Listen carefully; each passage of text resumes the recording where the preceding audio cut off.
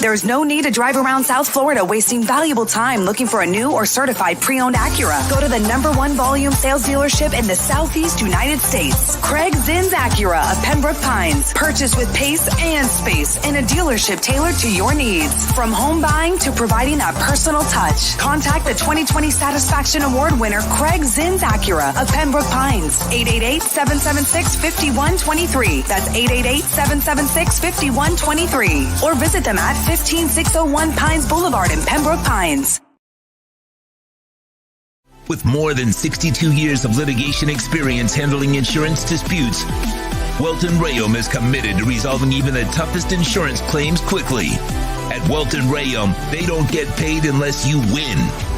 They handle complex personal injury claims caused by the fault of another in both state and federal courts. They handle auto, trucking, motorcycle, slip and fall, and bicycle accidents. Call 954-966-4646. That's 954-966-4646. Welton Rayom can help.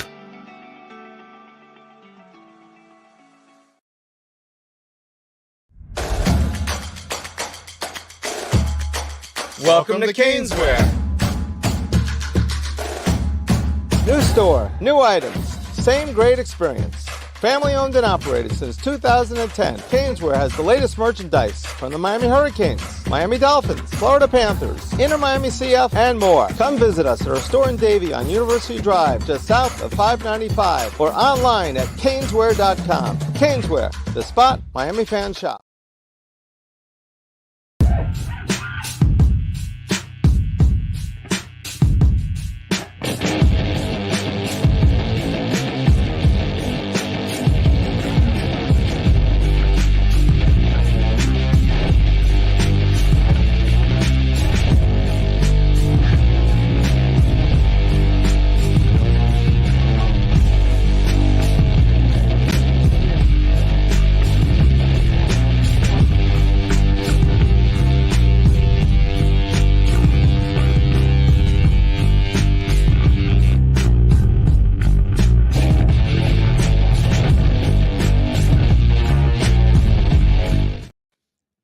Is Tuesday, 7 p.m. I am Sean Stanley. This is the Squared Circle Digest.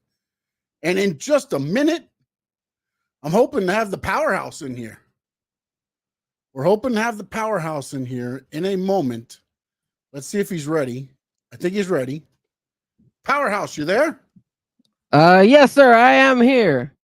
I hear you. Hey! There he is. Hey, look at that. But hold on, I gotta run. I for some reason I got like a headache. That's why. Oh, now they've taken over again. Now he's frozen I up. was trying to like get something before I got here. That's why I was a little bit late. But let me run downstairs for just a second. You do your thing, man. Let me go get a lap dance from Liv Morgan, and then come back here and be able to do the stream with you, sir. You do what you got to do, man. We'll be here when you get back. All right, give me 1 second. I am really gonna go down over there to get a Tylenol because my head is like beaming. I don't know what's going on, but I'll be right back. Maybe that light flying on my forehead. Exactly. All that is not working. It's just not working.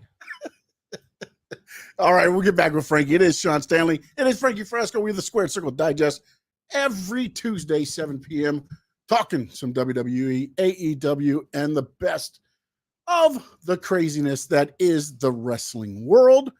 And today we've got a lot to talk about. You've got, again, we are on Tuesday, so we talk about last week's Dynamite, and then we look ahead to this week's Dynamite.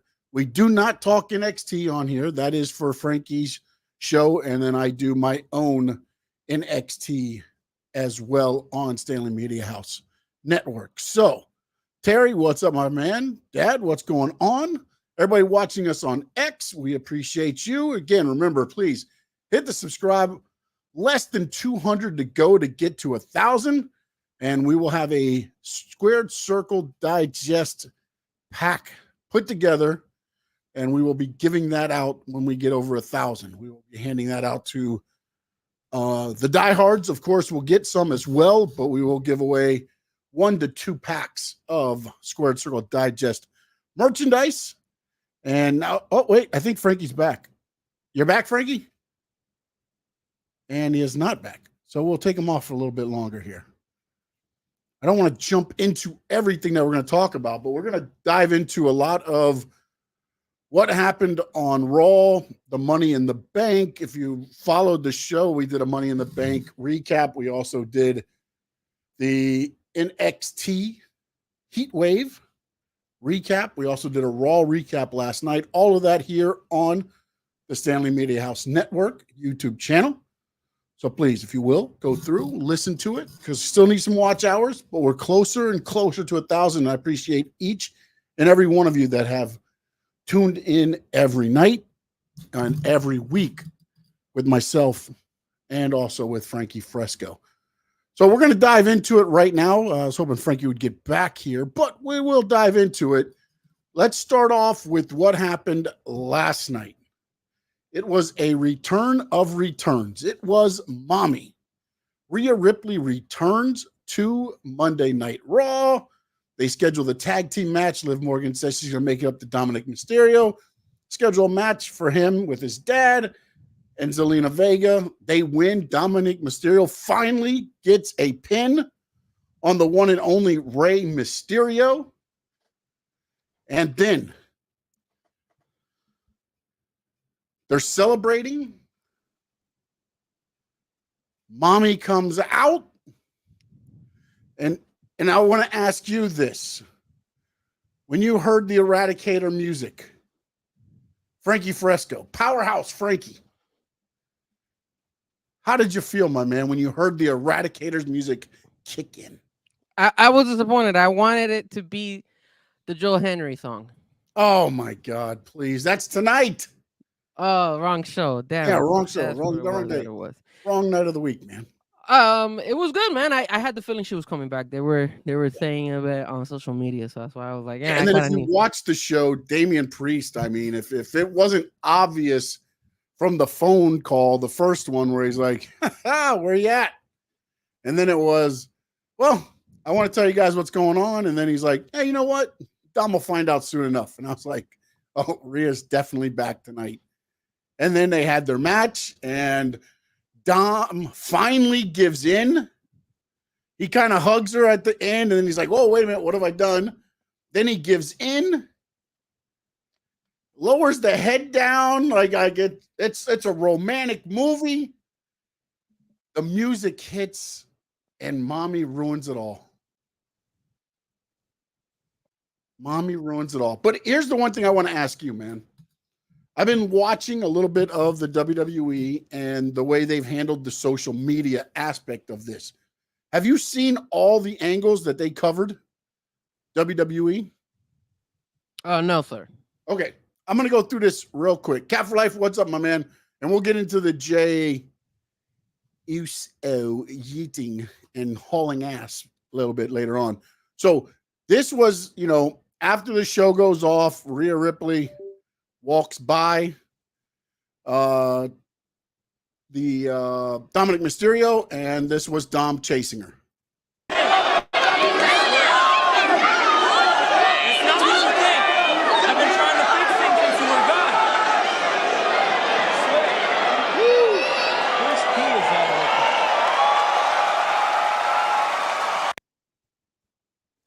Now, go ahead.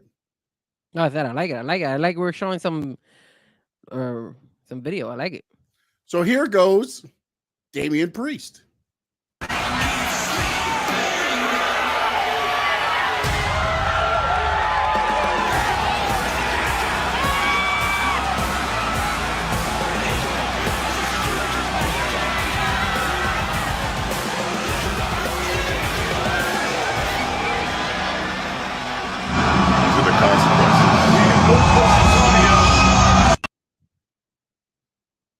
The whole angle of Raw last night was consequences. Every action has a consequence. Can they do that to poor Dom? Here is Liv Morgan's view.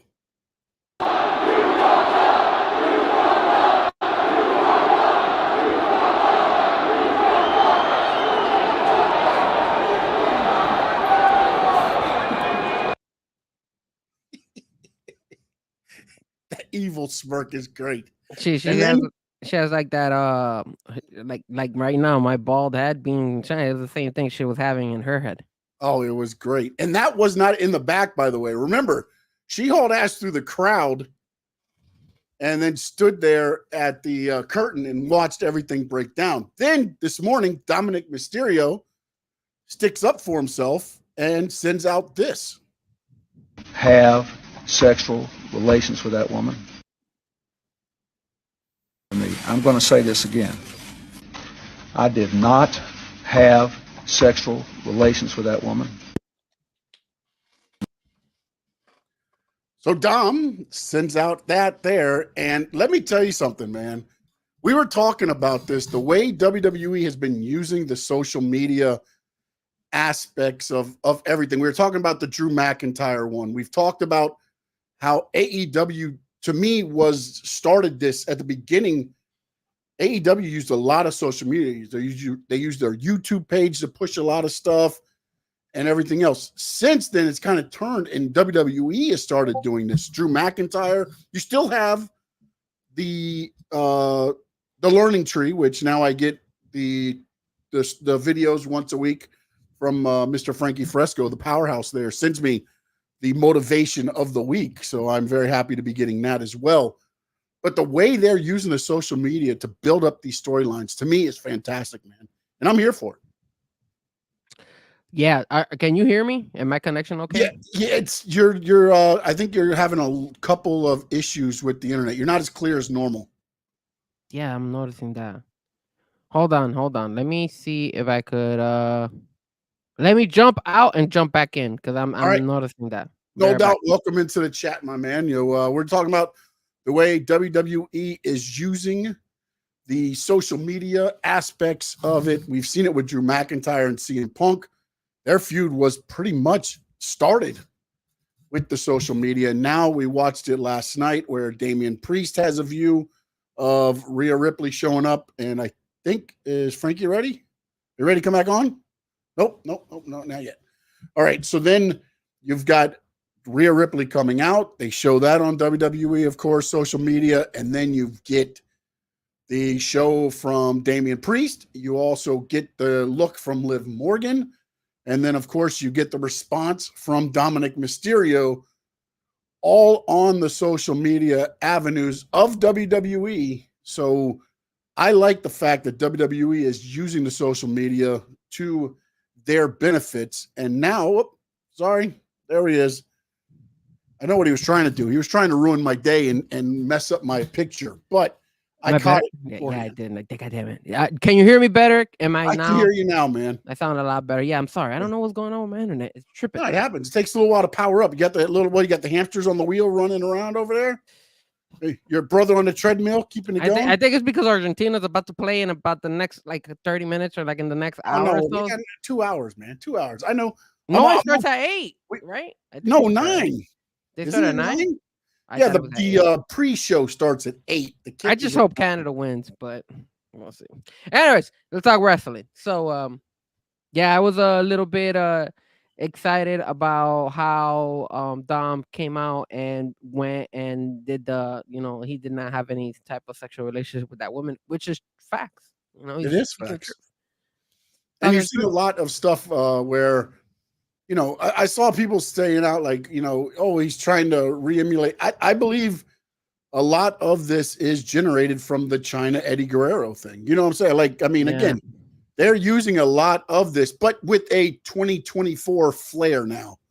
Again, back then it was Eddie with the flowers, China kind of being like, no. This is a little bit more modern to me and a little bit more, what 2024 is really, where now Dom's trying to beg for forgiveness.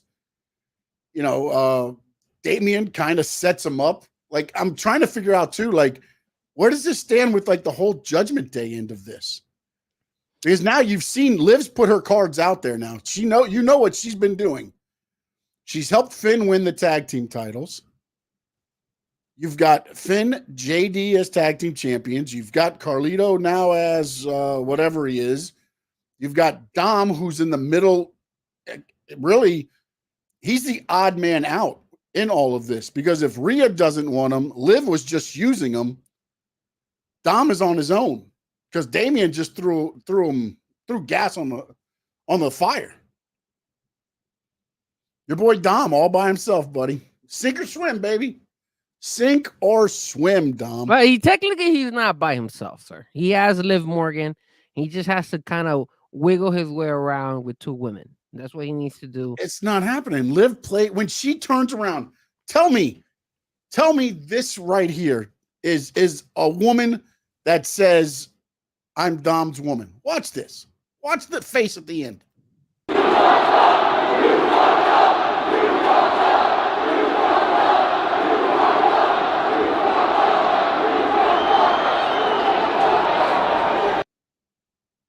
Tell me that face wants Dom Mysterio.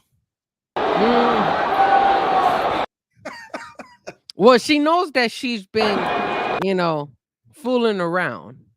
So maybe she isn't 100% sold by being Dom's girl, but still, Dom has that charisma and those looks and that mullet that I think he could win her over. Oh yeah, the stash. The stash is definitely going to be the winner. Oh, the stash. The I love that stash. Baby. No, but I'm very interested to see where this goes now that Rhea's back. I really am, because True. I honestly felt like Judgment Day was going to end, a few times in between while Rhea's been gone. And it seems like every time it looks like it's going to end, then it kind of picks up steam. But this is going to be very interesting and see where it goes from there. Well, did we talk about Money in the Bank? Did we talk about that? No, we haven't talked about that yet. We're getting into the top topics of Raw first here real quick. Oh, okay. Sorry, I'm just too excited. It's Tuesday. Yeah, and then you had actually, you know what? Let's do this. You're right. Let's dive into Money in the Bank, because then that'll kind of lead into the conversation of Raw. The big topic was Rhea returning on Raw. The other stuff kind of feeds off what happened at Money in the Bank and SmackDown. Yes. SmackDown was kind of uneventful, but it was leading up to the pay-per-view, and then also it was the funeral of Sika. So a lot of people were not there. Jey Uso ended up going to Toronto to be part of the kickoff. So did Naomi, because they were in the Money in the Bank match.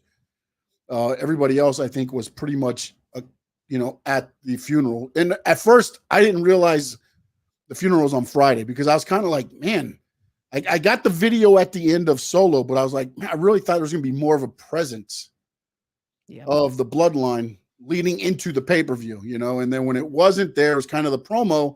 I was like, And then I started seeing the video, the pictures leak. I think it was Saturday morning, of like Paul Heyman and of course Roman Reigns and everybody. And then I was like, oh, okay. Was there a video of Roman Reigns kind of like dancing or something during the funeral? Yeah. Well, it was like again, they do like a celebration, or I don't know what they call it, because they celebrate the life of, I know everybody has different wording for how they do it. So it was kind of like, he was doing the dance, Samoan dance there. And yeah, I mean, it's very interesting to see where this goes, man, because of, again, they had all this in the works. You knew Sika was sick, and then now it really adds a realness to everything, because it happened in Madison Square Garden. It was the I think he calls it the Olafala, was the lei that the tribal chief wears, and that was placed on Roman Reigns by his father, who had just passed away, and then Jacob Fatu puts that on Solo Sikoa, as the wise man has been, put away in Madison Square Garden. Fast forward, this SmackDown, it was Solo Sikoa at the end saying, Cody Rhodes, you will acknowledge me. Roman Reigns is not man enough. You lost our legacy, our family legacy. And if you want to be man enough, come take it from me. Paraphrasing, there. And then we head into Money in the Bank. Yeah. And I thought it was a good, solid pay-per-view. There were some things that we can discuss. Where do you want to start with Money in the Bank? Where would you like to start? Let's go with the Money in the Bank. Did they get it right? Did they get the briefcases right? Did they make the right decision by giving it to Drew McIntyre and him cashing it in? And did they get it right by giving it to Tiffany Stratton? Yes, I believe what they did is they flip-flopped the way they did it last year. If you remember last year, the women's didn't cash in the night of Money in the Bank, but they cashed in a lot earlier than the men's did, because, of course, Damian Priest had it almost all the way to He did the Money in the Bank. This time, it looks like Tiffany is going to be the one holding onto the briefcase for a little bit longer. And look, you give it to Jey Uso, and he holds on to it, and he cashes it in win. You know what I'm saying? Like everybody's like, oh, they wasted the Money in the Bank briefcase. But I think by wasting it, you made this feud that was already ignited and engulfed in flames even hotter. I think the difference between last year and this year was that the King of the Ring wasn't playing a big part in it. I think that's why they did it. I think that's why they basically said, yo, we can't have both of them kind of clash with one another. You know they're not cashing in at SummerSlam. Whoever, even if like Jey Uso wins it, is he cashing in at SummerSlam on whoever? I don't see that happening. And to be honest, I believe Jey Uso is going to get worked into this whole bloodline thing somehow. So now you know, and then who else do you put it on? I know Gable was thrown out there, but if you put it on Gable, then you've got the whole Wyatt thing going on with him and the family thing. And so is he cashing it in right away? Is he holding on to it? I just think this way it was like, okay, the men's Money in the Bank is done. We don't have to worry about it anymore. That's it. I think they should added to another element, because for the third time, CM Punk has screwed Drew McIntyre. I think Andrade El Idolo should have won the Money in the Bank. Look, man, going into that, I think that match elevated Andrade and Carmelo. Really? Yeah. I thought they were okay. We all knew Drew McIntyre was going to win it. We all knew who was going to cash it. It was Drew or Jay. That was the two that I saw winning it. That was it. And the only reason I would say Drew didn't win was if they had CM Punk cost Drew during the Money in the Bank. The only way at some point CM Punk was going to screw Drew.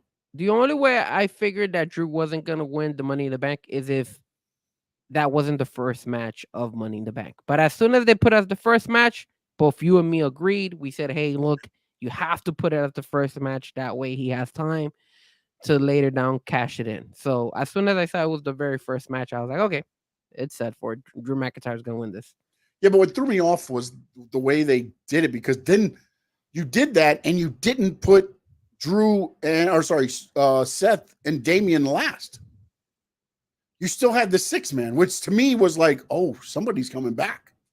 And we kind of discussed this a little bit off camera. And, you know, to me, WWE made the decision that Solo pinning Cody was the moment that needed to be remembered as the last thing going off the air.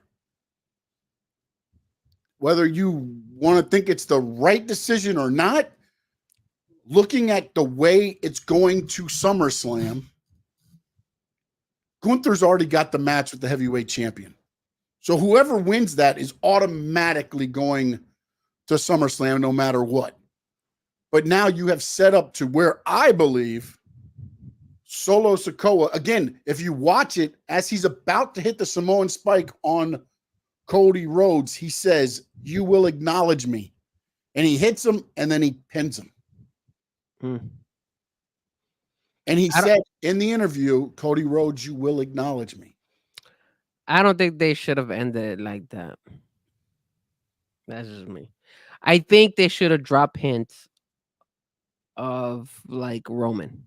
Like, okay, I get it. Solo won. I like that. Obviously, you got to bring him up because he has to be like, you know, So he's the evil guy, right? The heel that's supposed to take over, right? And then obviously you're gonna push that for SummerSlam between him and Cody. Yeah. I mean, I guess you wanna, kind of feed it to the fans. Hey, look, You're making Solo grow. bigger. You're making it Yeah. bigger than again, he just did. But Think about it. He just did, in not so many terms, what Roman couldn't do this time. And remember, when Roman beat Cody, who was the one that helped him? when Roman beat Cody at the last WrestleMania, it was Solo. Yes, it was. He was trying to help him. I will say this. If I wasn't going to tune into SummerSlam, I think it sucked the ending. If you're looking at the longevity, it makes sense. But if you're not looking longevity, let's say you're the casual fan and you look at that ending, you're gonna be a little bit disappointed because you probably wanted Do more. you tune into SmackDown to see if more happens? I don't know if people would tune in because you could look at it both ways. You could look at it as like, they let me down so much that, you know what, I don't even want to tune in anymore. Or if you're into the story and you're into Roman coming back, you could be like, wait, hold on a second. I want to know what happens next. So you could see it both ways. For me, like, okay, the reason I say is because I spoke to different people. I had asked other people. I said, what did you think about Money in the Bank? Did you like it? And a lot of my friends were saying, bro, it was boring. Yeah. And I was like, they were really? expecting Roman. They were expecting Jimmy. No. A lot of people were expecting something more than what happened. And if I wasn't expecting Roman. No, okay, let me ask you this. I asked you. When we sat here and we talked about the Money in the Bank, right? We sat here and we said they could do all these different things. Correct. Right? Mm-hmm. They did none of them. Not a damn thing. Not a damn thing. Terrible. And that's where people talk themselves into it. And that's what I said I love about this. Is the fact that, okay, they did nothing. And if I want to be like, that butthurt person, be like, oh, WWE, it's boring because they didn't do what I wanted them to do. But they still made it interesting and they still have drawn out the storylines to where they've kept it interesting. It didn't drop off any. I mean, it didn't drop off any, but Money in the Bank. You want the wow moment. It's not one of the big four, though. But you want the wow moment. Sean, the wow moment was Solo pinning Cody. No, it was weak because you have the whole CM Punk interfering and everything. So that was a wow moment. You have the whole, I guess the match between the ladders and the Money in the Bank ladder matches, which were exciting. You had the ladders and all that stuff, and you end the show with just Solo pinning Cody. Your heavyweight champion was pinned by the guy on the show the night before that ended the show saying, I will do what Roman couldn't do for the family. I will make you acknowledge me, Cody Rhodes. He didn't make him acknowledge him. He pinned him. You don't think Cody's going to acknowledge him and say something about him on SmackDown? No. I mean, he's going to acknowledge him as far as like, oh, damn, I want to go one-on-one against him. Exactly. It set up another part of the story. Then what's going to happen ultimately is, which I believe, and this is where I'm going to head with all this, at SummerSlam, it's going to be Roman Reigns taking out Solo somehow. Oh, yeah. You bring Roman back at a top 4 pay-per-view.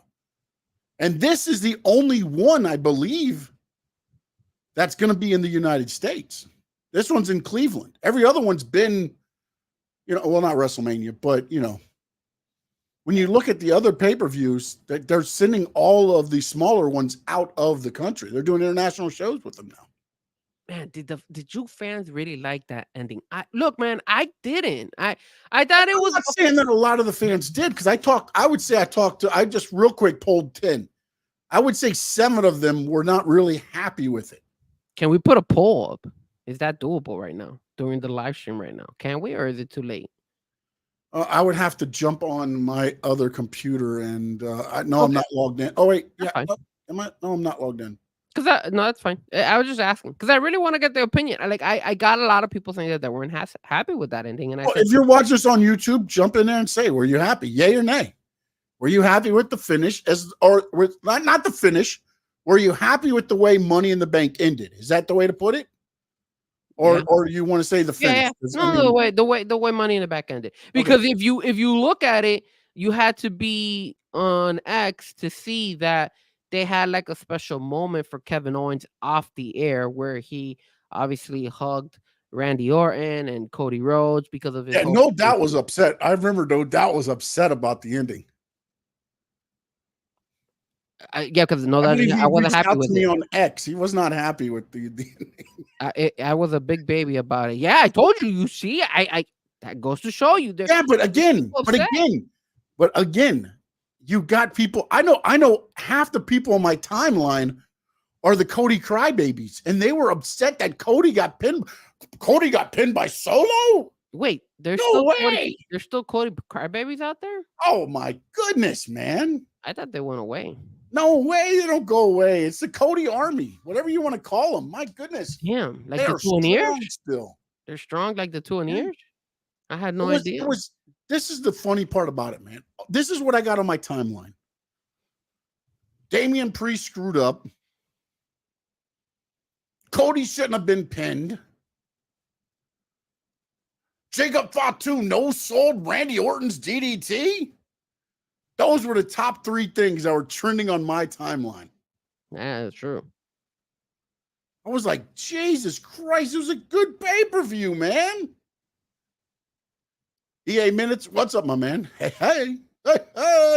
Hey, yo, you know what I love about EA Minutes? He always third host is here. In the house. EA Minutes, were you satisfied with that ending of Money in the Bank? No Doubt already said he wasn't. I wasn't. I'm telling you what he's going to say. EA Minutes is going to say, damn, it didn't pop up before. It says, it does not seem like Cody is always being made into a fool. I'm still irked by that. Yeah, it does look like they always try to make Cody like a weak link. And then kind of like Zammy. He's always like, hey, like Zammy is painted link. Because they always have him like falling down, and then he's the baby face. That's what you do with the baby face. You fall down 9 times, you stand up 10. I guess, yeah. It's a story of pro wrestling. I guess. My thing is that when you do matches, you can do different things. My thing is which probably is going to happen, when Roman comes back, is he going to supersede Cody again? And I think he will when it comes to like the star power. I really do. Definitely he will. But you're not supposed to, because he's not the champion. It's supposed to be Cody. But that's when I think what they're going to end up doing is flipping the switch on Randy Orton. So that becomes the focal point. So you'll have the Civil War. Roman coming back is going to supersede anything. I don't care who the hell is the champion. The fact that he's been gone for so long, as soon as his music hits, oh my God. And you want to know what's also a little bit kind of like, I had a lot of friends tell me, is that it's starting to become very predictable, a couple of these things that are happening. Like we all knew that, like you and me were like, we knew Tiffany was going to win. After we saw Smackdown doing that flip, we were like, oh man, they're showcasing her. She's going to win. Obviously, I went with Lyra Valkyria just to be different, but there was no way she was going to win that. And then you had Drew, which made obvious sense because he basically went on Monday night and said, hey, I'm going to leave as the champion. So if he was going to leave as the champion, obviously he was going to cash it that same day. So, okay, perfect. So you're cashing it that same day. We know he's going to win Money in the Bank. And we all kind of had the feeling that CM Punk was going to interfere some way, somehow, stopping him from becoming the champion, right? The only small little twist that we were like, oh, okay, what is this? Is obviously Seth Rollins going ahead and saying, hey, I'm pissed because you screwed me over. But then you saw how they kind of corrected it on Monday Night Raw, which I thought I didn't like that. But how did they correct it? Did he? Okay, so when Damian Priest was talking to Seth, with the whole thing about the Damian is like, gentleman's hey, agreement. and then but that didn't take away from the CM Punk Seth Rollins part of it. No, he didn't. Because No, Seth Rollins said, "Hey, your actions have consequences." That is true. That segment was good. That was a very interesting segment. That was fun. I like the fact I still like CM Punk over Seth Rollins, but I felt like they were trying to push Seth over CM Punk, but that's fine. You guys know I'm a CM Punk fan, so I love CM Punk. Well, it's another thing to throw a little bit more, another branch in there from the Money in the Bank. They did a couple of them last night. If you looked at it, Zoe Stark attacks Io Sky, and then in the back, she's like, you took away my chance at everything last night. So now that's why, at least they made it make sense. Instead of just the three of them attacking Damage Control for no damn reason, it was, no, you've taken everything away from me. So now I went after you. Seth confronts CM Punk because CM Punk screwed Seth in the process of the blind rage of taking out Drew McIntyre and ruining his chance. He also cost Seth Rollins his chance at the title. Yeah. So they have their moments when it's not predictable, but the majority of stuff is predictable. Let's go to a couple more things. Yeah. Okay, let's say Braun Breaker. A lot of us thought Braun Breaker might win the championship. A lot of us said no, Braun Breaker is not. I had Zami winning. Obviously, Zami defended his belt. What happened yesterday? Same thing all over again. What ended up happening? Braun Breaker getting that camera angle where he runs and does a spear. Predictable. He's been doing that the last couple of weeks. Okay. Now let's talk about the Wyatt 6. Okay, the Wyatt 6.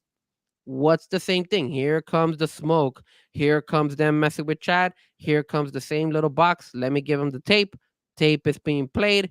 Boom. Now they did a little twist at the end, obviously, with Adam Pearce and Bo Dallas. Exactly. That was the only little thing, but nothing. Like they had not changed that. Let me give you the tape. Let me give you the tape. Let me give you the tape. It was, at this point I was like, and I remember I told you this. I was like, man, they need to. I hope they switch it up. Like I don't mind doing it maybe once. The thing is, like it doesn't have to just be like, oh, we want this. We want. So what? They just do everything you want. No, your fans text in what you want done, and we'll do it next segment on Raw.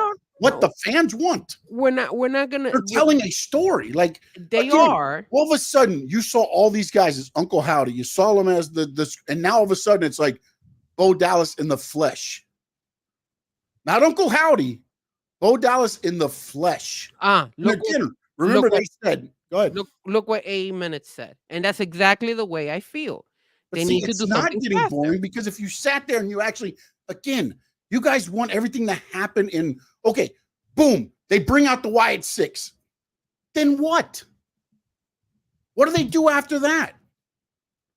They could have switched it up. You have to tell a story and background and what they're doing a good job. This and that, like they're doing a good job with when Bo Dallas is getting interviewed and doing that. I like that. I have no problem with that. I just think they got to mix it up a little bit from time to time. Like mix it up. What like instead of coming in every it's been 3 Monday Night Raws where they have literally done the exact same thing. Mm-hmm. Where here comes Nikki Cross, turns around and gives the box to the commentator. 3 different videos, and each video got different. Come on, man. Each video at the end, he says, "Oh, we're sick. I'll show you sick." Then it's Chad Gable telling, "Hey, that was for me. That video was at me. This and that and that and that." Adam Pearce opens his door. There's Bo Dallas sitting there in the flesh, not as Uncle Howdy, not as anything else. So what does that mean? I don't know, man. Like because now if you want, again, they said that we don't want this to be supernatural. We want this to be something that we can make work on in wrestling and on TV. So now you have the Bo Dallas in the flesh. Is he controlling everything? Do we start getting Dexter Lumis back in the flesh? Is he always going to wear the buzzard? Does Eric Rowan always wear the rabbit? Or does Eric Rowan start walking around regular? Do they transform into them? See, there's other questions that you can be asking, but instead everybody's like, we want the Wyatt 6 to wrestle. What happens once they wrestle? It's the same thing that happened with Bray Wyatt. Everybody's like, oh, we want to see Uncle Howdy. Uncle Howdy does a jump off onto LA Knight in the Mountain Dew match. And then it was like, well, now what? What do we do next? Look. Again, I like the concept. I just think they need to mix it a little bit. That's all. More than just the regular tapes. And what happened is in 3 Mondays in a row, they've had the same concept. Hopefully next Monday, I don't see it again. Especially since Bo Dallas was in the office with Adam. Bo Dallas getting, tireder and tireder of talking. And then he said, you want sick? We'll show you sick. And what is the next thing you see on the TV? Adam Pearce opens the door and there's Bo Dallas. But you could have done it. And again, I'm just being nitpicky here because you could have done it differently. Okay, instead of like doing the video on Chad Gable in his match, you could have easily done Chad Gable walking backstage, and then they do the whole thing. Nikki Cross pops out, and then instead of handing the videotape to Michael Cole, hey, I hand it to Adam Pearce, and then Adam Pearce is like, what the hell is this? It just spices things up because then it's different. It's if we do something consistently. Yes, but it's always supposed to have been. Remember everything that happened on the McAfee show, right? You lied, all that stuff. It was supposed to be McAfee. Yeah, but the 2 months and then now he's back to the show. It didn't work out, those two. So I can't use that same concept that you're saying because he wasn't even there the 2 shows. He was out. So that already throws that type of storyline out of there. No, because the whole thing is the VHS tape, which is what is on the VHS tape. Well, wait. AMN says, I think Frankie wants to show some exposure with the other Wyatt sick, like the short Eric Rowe. And I did want that. And I also wanted them to go ahead and start. You don't have to. Like, I wanted them to include it in NXT, and I wanted them to include it on SmackDown. They needed to because when they go and they say, "Hey, we've been forgotten," and you're trying to tell a story of where all these guys were. Come on, man, be slick about it. Show how these guys, the ones that were in NXT, you could do a little glimpse. You don't have to do it every NXT show either, but you could do it, and it ties in. And not only that, you're gonna get more eyeballs in NXT.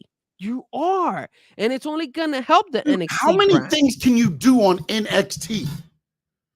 You're trying to showcase the talent that's already there. You're trying to work with TNA, and now let's throw the Wyatt 6 in. Maybe they can take out Joe Hendry. No, they're not gonna take out Joe Hendry because they don't. What the hell are we doing? They can't take out Joe Hendry because in a 2-hour believe in Joe Hendry. They believe in Joe Hendry. Let's be AEW and throw 7 pounds of shit in a 5-pound bag. Why do you think that by doing more is worse? It's not always worse. And I know that saying less is better or something like that. But there's nothing wrong with like doing one episode where you're like, oh crap, the Y6. They went and they did Joe Gacy in the Y6 over there in NXT. That would and it ties to it because he was NXT. It makes little nuggets like that make sense. And again, ultimately, but not right now. Right now, their focal point, if everybody is right, is Chad Gable. But last night they said nothing about Chad Gable in the video. The lights turned out during him and Jey Uso. Well, that's what he thinks. He thinks it was being everything about him. Everything about nobody. Him. I mean, yes, they've made things and said you've turned on your family, and they've made references to where it could be Chad Gable, it could be Jey Uso, it could be anybody that's had a family and sold them out. But it's like, I don't know what, like, you want them to be on every show, but every show already has storylines. Like, that's what Raw has that makes it different. I guess. They have the Wyatt 6 right now. I mean, they had the Judgment Day. They have a lot of stuff. There's a lot of things. Testament with Cap for Life asked about. They have the CM Punk Drew McIntyre drama that's going on over there. So and it's they have like a 3-hour show. Yeah. But again, a different perspective. You are okay with them just keeping it on Monday Night Raw. Myself, I'm the type of person that I wish it would have bleed a little bit into NXT and SmackDown. That's all. It's just a little bit. It doesn't have to go every show, just a little bit. And the reason I say this was because when they were doing the Wyatt 6 at the beginning and they were doing these CR codes and all this stuff, they were doing it on SmackDown at least. So I don't know if they were, I don't think they were doing it on NXT, but it would have been kind of cool if they would have been able to like kind of bleed into those other shows. Not 100%, but just, you know, every once in a blue moon, because then you'll catch an eye. You'll keep people. Look, what tends to happen. I know you mentioned, hey, NXT has a lot of stuff going on. But there's also there's some shows in NXT when it's just eggs. it's just regular NXT and that's it. Like it's just regular matches and there's nothing special on that day. You understand me? They do. Yeah, but there has like been that. little things that have happened where they had Huskus underneath a wheel, the doll, when Chad Gable was talking backstage. Like there's been other things that happened. They haven't gone anywhere.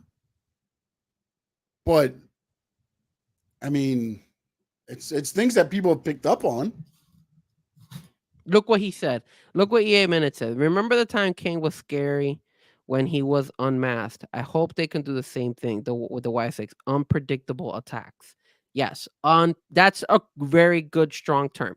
Unpredictable attacks. I like that. Exactly, but who have they attacked since they laid everybody out in the backstage area?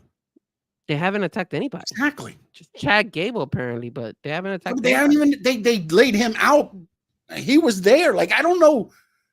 He's the big wig that everybody saw on the thing, but they've never said the producers that were laid out in that back skirt there. They had like people that thought maybe it was Gunther laid out. Some people thought, I think it was Ricochet or Cedric or one of the, one of them were laid out there. Yeah. Like they've never done anything more. Yeah, and well, they laid out those two other security guards last night. Yeah, they always lay out the ones by the desk so that Nikki Cross can hand because the quote unquote security that WWE hires is top notch. I guess. But, I mean, we'll see where they go with this. I mean, maybe they'll I like change it the up. story that they're telling. I don't think they I thought it's okay. I just wanted a little bit. My problem is like everybody wants them to attack, and it's like, okay, let me understand one thing here. When they did attack, it was at the very end of the show. Right? Uh-huh. So how do you, what attack should they do now during the show? Like, what's the attack they should do? Well, they have to figure out why and who do they attack? Yeah, they're gonna have to figure out who it is. Like, they have to make it very clear because apparently it's Chad Gable, but then Chad Gable is kind of like confusing because Chad Gable, like yesterday when he was saying, "Hey, that was directed to me," what is he talking about? That nothing. And then he said, "I'm going to take care of it myself." And then if you watched it during the Zoe Stark in their interview, he's back there talking to the Creed brothers and Ivy Now, and the Creed brothers are dressed like Chad Gable. They are. But I mean, what are you gonna do? You're gonna do Chad Gable and the Creed brothers and Ivy Now versus the White Six? Is that where you're going with this? This is where I'm saying, like, with the story, like once you put them in the ring, the story's done. No. The build up of the story is yes, because once they get into a ring, after they wrestle for the first time, everybody always makes the decision of like, okay, this is going to work, or okay, this is not. And you don't want to know why I don't think it's going to be done, because if the storytelling in WWE is smart, their whole concept was about family. And what do you have right now? You have Cody Rhodes, which is related to family. You have Solo Sikoa and the whole bloodline. That's family. You have obviously Chad Gable. That's family. You could relate a lot of things into this. There was a part in the Bo Dallas video that I honestly thought for a split second, I thought I had seen Roman Reigns, but it was Bo Dallas's face. But I was like, man, that would have been interesting if maybe at one point in time the White Six start coming after people and their relationship to their families. Like, no, I think ultimately that's going to be the thing. So then that's why after everybody that has done wrong to them and what they consider the family. So then if you feel that way, you can't go and say, hey, once they wrestle, it's over. No, there's plenty to talk about these guys and still build them up no matter what. And I think obviously once you watch somebody wrestle, you automatically assume once you have Eric Rowan and them come in the ring, unless they come in like, freaking storm busters and just annihilate everybody, are you really going to be scared of them anymore? It depends. Some people were scared of Bray Wyatt for a while. Yes, and Bray Wyatt did the thing where the lights cut off and he disappeared, and the lights cut off and he's there, and he's all the supernatural stuff, which is what they said they don't want to do with these guys. I don't know. I guess we'll find out where to go with this. And I think Bo Dallas is going to start becoming like the cult leader. Well, yeah. I mean, he's been. And people are going to mess with Bo, and then he's going to call on the family to take care of him. Yeah, I think what they should do is that they should not have Bo Dallas wrestle. Yeah. But he should have the wrestle. Again, that's why right now you're starting to understand the character of Bo Dallas and how he talks about the family. And nobody wanted us, and I wanted them, and we took them in, and we've made them this, and now we're sick, and now you want to see sick. Here we are, and then the scene isn't after everything is done. You don't see Uncle Howdy. No, you see Bo Dallas in the flesh. Okay. But that's where I'm wondering, like, now when they start doing this, Eric Rowan is the rabbit or whatever. I forget the character's name, so I apologize. But now all of a sudden next week, you see Eric Rowan leading up against, I don't know, a wall or something as Chad Gable's going to the ring. The Chad Gable walks by and walks right by Eric Rowan, who's just standing there leaning up against the thing or something like that. Does that make you think?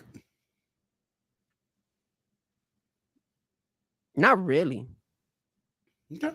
Not me. Not really. I mean, I'm still trying to figure out how this whole Chad Gable is related to the thing. And I know the whole family concept and all that stuff, but they got to kind of like put it all together. I don't know. And then the whole thing with the Creed brother and all that kind of threw it off, because I know he's trying to get protection and stuff, but like, where did this all arise from? I don't know. It's just, I was even doing homework. I was going on YouTube, on X. I was like, was there somewhere where Chad Gable messed with Bray Wyatt, or with any of these people? Chad Gable, man. I think the whole Chad Gable thing is to throw everybody off.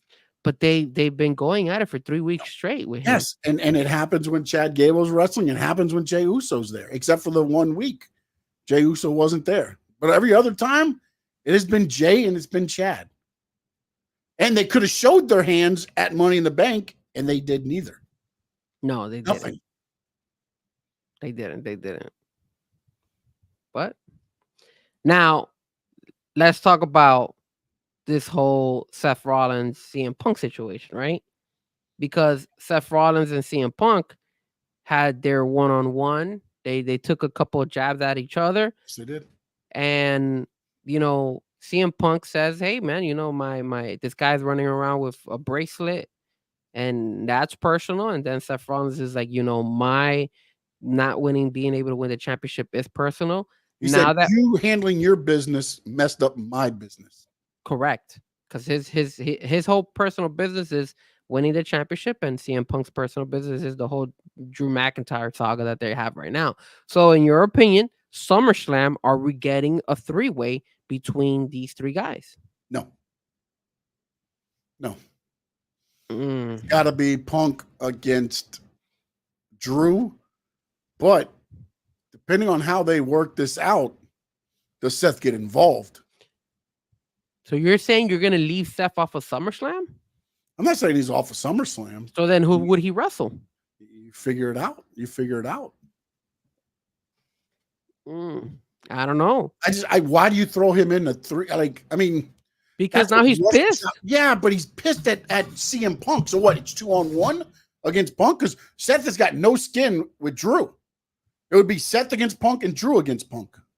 but eventually Drew can go ahead and get upset at Seth Rollins because Seth is the one that wants to hit Punk, and then Drew is like, no, I want to hit him, and then they start beefing like that as well. So you could Again, work. I'm not saying they've got 4 weeks to build something up to make it make more sense, but as of right now, I would say no, because it makes no sense. You've suspended a guy.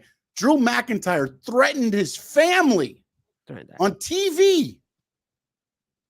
Like this is personal. This isn't like, hey, we need a match for these two. No, to me, I would not be surprised if I know he said I'm not going to do any of these style of matches, but if this isn't like a cage match so nobody can run or something like that, like this can't just be, ladies and gentlemen, here's Drew McIntyre. Ladies and gentlemen, here's CM Punk. Okay, wrestle. No. That's why it makes sense for it to be a 3-way.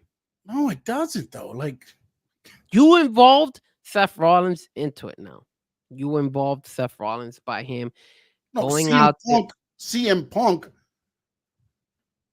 took away something from Seth Rollins. Exactly. So the story, but he didn't bring Seth into this whole thing.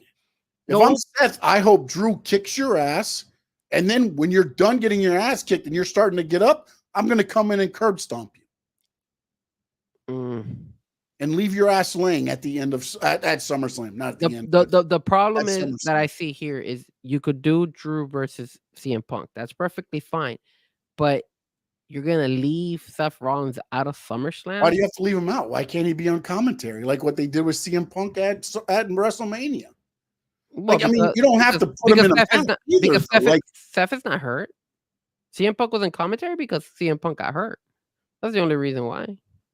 Remember, the whole Royal Rumble wasn't even supposed to go this route. You could have just left them off.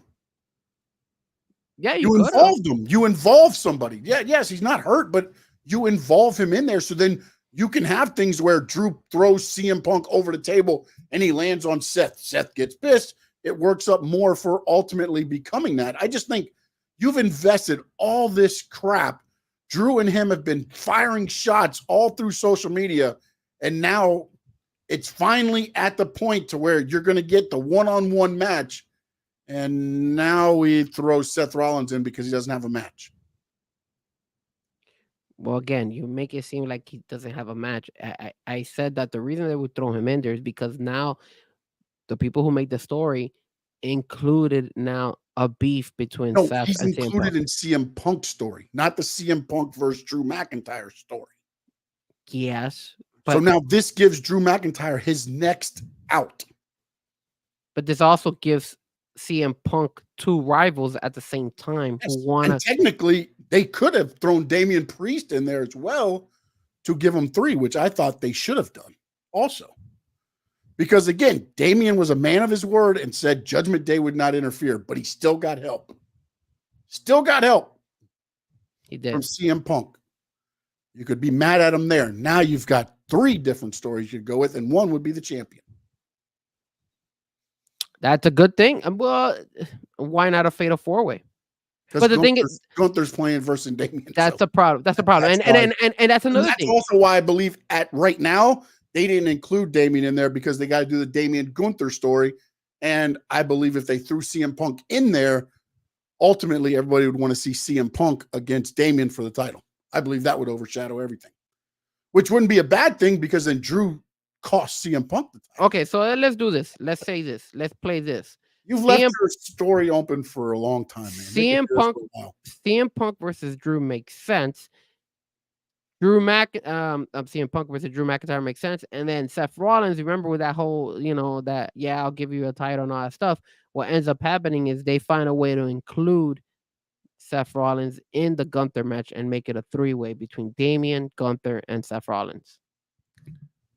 That's not a bad thing. The only thing that I look at that and again, looking at the storyline of it all, is you said when you win the King of the Ring, you get a title match. You didn't say whether it was going to be a one-on-one title match, but now you've set the precedence where we're just going to add people into the match. Kind of, you know what I'm saying? It's like, I guess technically you could do it at the WrestleMania. You win the Royal Rumble, and we're going to give you, they did it with Roman against Brock with Seth when he cashed in. So You know, I mean, it's not a bad idea there. You know, maybe Seth comes out and says, "Hey, you said anytime, any place after Gunther. Well, how about during Gunther?" Or so I don't know how they word it or whatever. That could be a good. But my question is, can that Gunther Damian Priest fight actually hold up as like a match that people want to actually be invested on in SummerSlam? Guys beating the shit out of each other. Gunther matches are weak. I mean, if anything, it'll probably be the first match of the night. Yeah, I would make it the first match of the night. That or Bayley against Nia. Well, now you got Tiffany involved in that. Well, that's what I'm saying. If you did Bayley Nia squashes Bayley, Tiffany comes out, cashes Money in the Bank, boom, title change right there, first match of the night on SummerSlam. Tiffany Stratton, your new champion. You could do that. That's why I don't mind Tiffany winning the Money in the Bank. I didn't mind I think they might keep it going a little longer just because of the way they did the men's. But at the same time, like, they're rolling without these briefcases. Like, they don't need the briefcases. You could have Tiffany cash it in and be gone with it. Off to the races, done. Both Money in the Banks are done, and now you're just rolling through. Yeah, that's true. And because you haven't even had Charlotte or Becky or Bianca hasn't been in the picture yet. You know, there's some I've heard stories. I don't know how true they are about Jade. You know, so there's different things that you haven't even put any of your main event women in the picture. All of this has been done. Bayley, I guess, technically is one of your main event. But think about what they're doing right now with the women's roster with no Charlotte, no Becky. You know, Bianca and Jade are being used as a tag team. Like, it's changed a lot. The women's scene has changed a lot in WWE. Yeah, I get it. We'll see. Anything else you want to talk about when it comes to WWE? I think we covered everything. I mean, the Jey Uso thing's going to be interesting. I loved last night. The lights go out. He wanted to get his last yeet in. He looks at the camera. The lights going like, yeet, and he's out. You know, again, it's one of those things where it's kind of like, is he going to be that person or isn't he? And then, you know, it's going to be interesting to see how far they go. Hold on a minute. Who's this? Finn Sammy says Haley's reign has been underwhelming. I think he meant Bayley's reign. Yes, probably means Bayley. Yeah. Yeah. And it has been. It has been. It's just been Naomi here and left and right, and then that's it. Yeah. I'm starting to think that she might have an injury. Bayley. I don't think so. Because she's staying so, like, not that she's a high flyer anyways, but everything has been grounded. Finn Sammy, you're right, sir. It is about Joe Henry and NXT. God damn it. He should win the NXT belt too. We'll talk about that. Turn page. But let me know when we can talk AEW because I have something I have to show you guys. Let's go AEW, baby. Let's go. All right, so hold on. I want to get done a little bit earlier because we do have Argentina playing. I do want to watch NXT as it's going on. All right. So let me go. Give me 2 seconds, okay? Give me 2 seconds. I got something I got to show you guys. I'll do this right now. So make sure you please follow me on Instagram, TikTok, X, everywhere. Sean_Stanley11. Subscribe, Stanley Media House Network, YouTube channel, Facebook. I got a group page also, so please go there. Just under 200 to go on YouTube. So if you got any friends that like wrestling, you might want to like what we do, have them sign up, hit the subscribe button for me, help me out. Apparently, Powerhouse Frankie Frezko is going to do something here. It's AEW time on the Squared Circle Digest. And, oh, look at that. Just like their ratings, our ratings are starting to drop already. Buddy. Must mean we're going to talk AEW. Our ratings are dropping.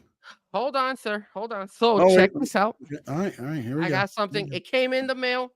Oh, boy. Let's see. Is this your official contract with AEW?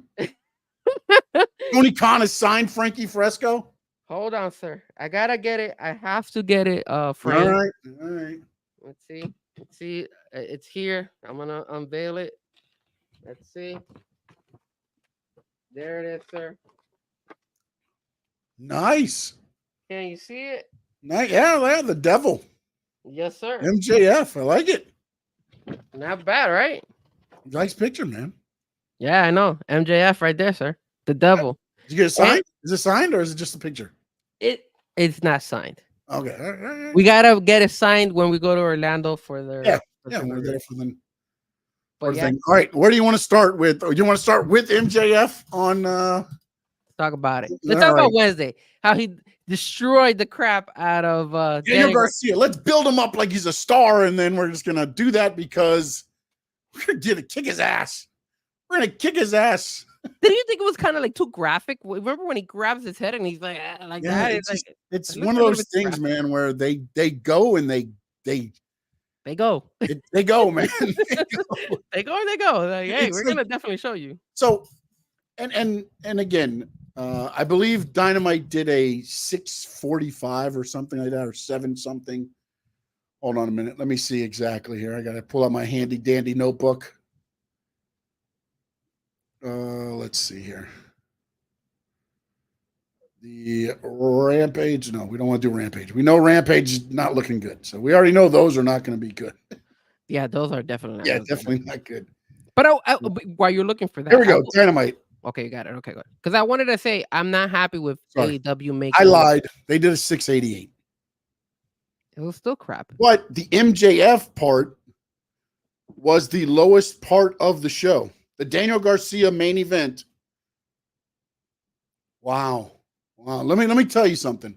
Talk to me. Here's where. Okay, so you start the show from the, again, because this year this was July 3rd, so they had the Big Bang Theory leading them in, so it wasn't a movie, so they had it let in good. They started 7:33. Okay. By the second segment, they had already lost down to 680. Mark Briscoe brought him back up to 715. Really? Mark Briscoe? Yes. Then that was also during the Willow Nightingale Chris Statlander match. Okay. By the end of that match, they were back down to 711. The 9 o'clock hour hits 721 for the Mercedes Moné live angle with Britt Baker. Then it dropped down to 647 for the Shibata Joe hook against the Learning Tree. Oh, Learning Tree, so good. Jeff Jarrett with Hangman Page shot back up to 680. The conclusion of that match dropped down to 655. And the Will Ospreay Daniel Garcia post match with MJF, the lowest rating on the show at 647 on the overrun. Wow.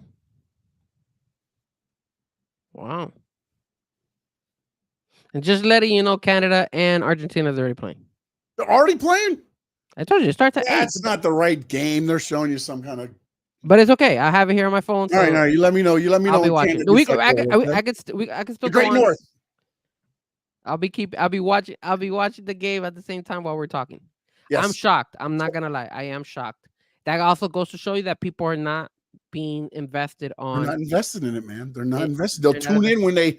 Oh, Mercedes Moné at 9. Okay, boom. I tune in. Well, it's over. I tune out. What I was gonna tell you is I'm upset that they made MJF again the scumbag. I don't like that. I liked him better as like when the people can cheer for him. Like I when don't understand why they don't toe the line with him.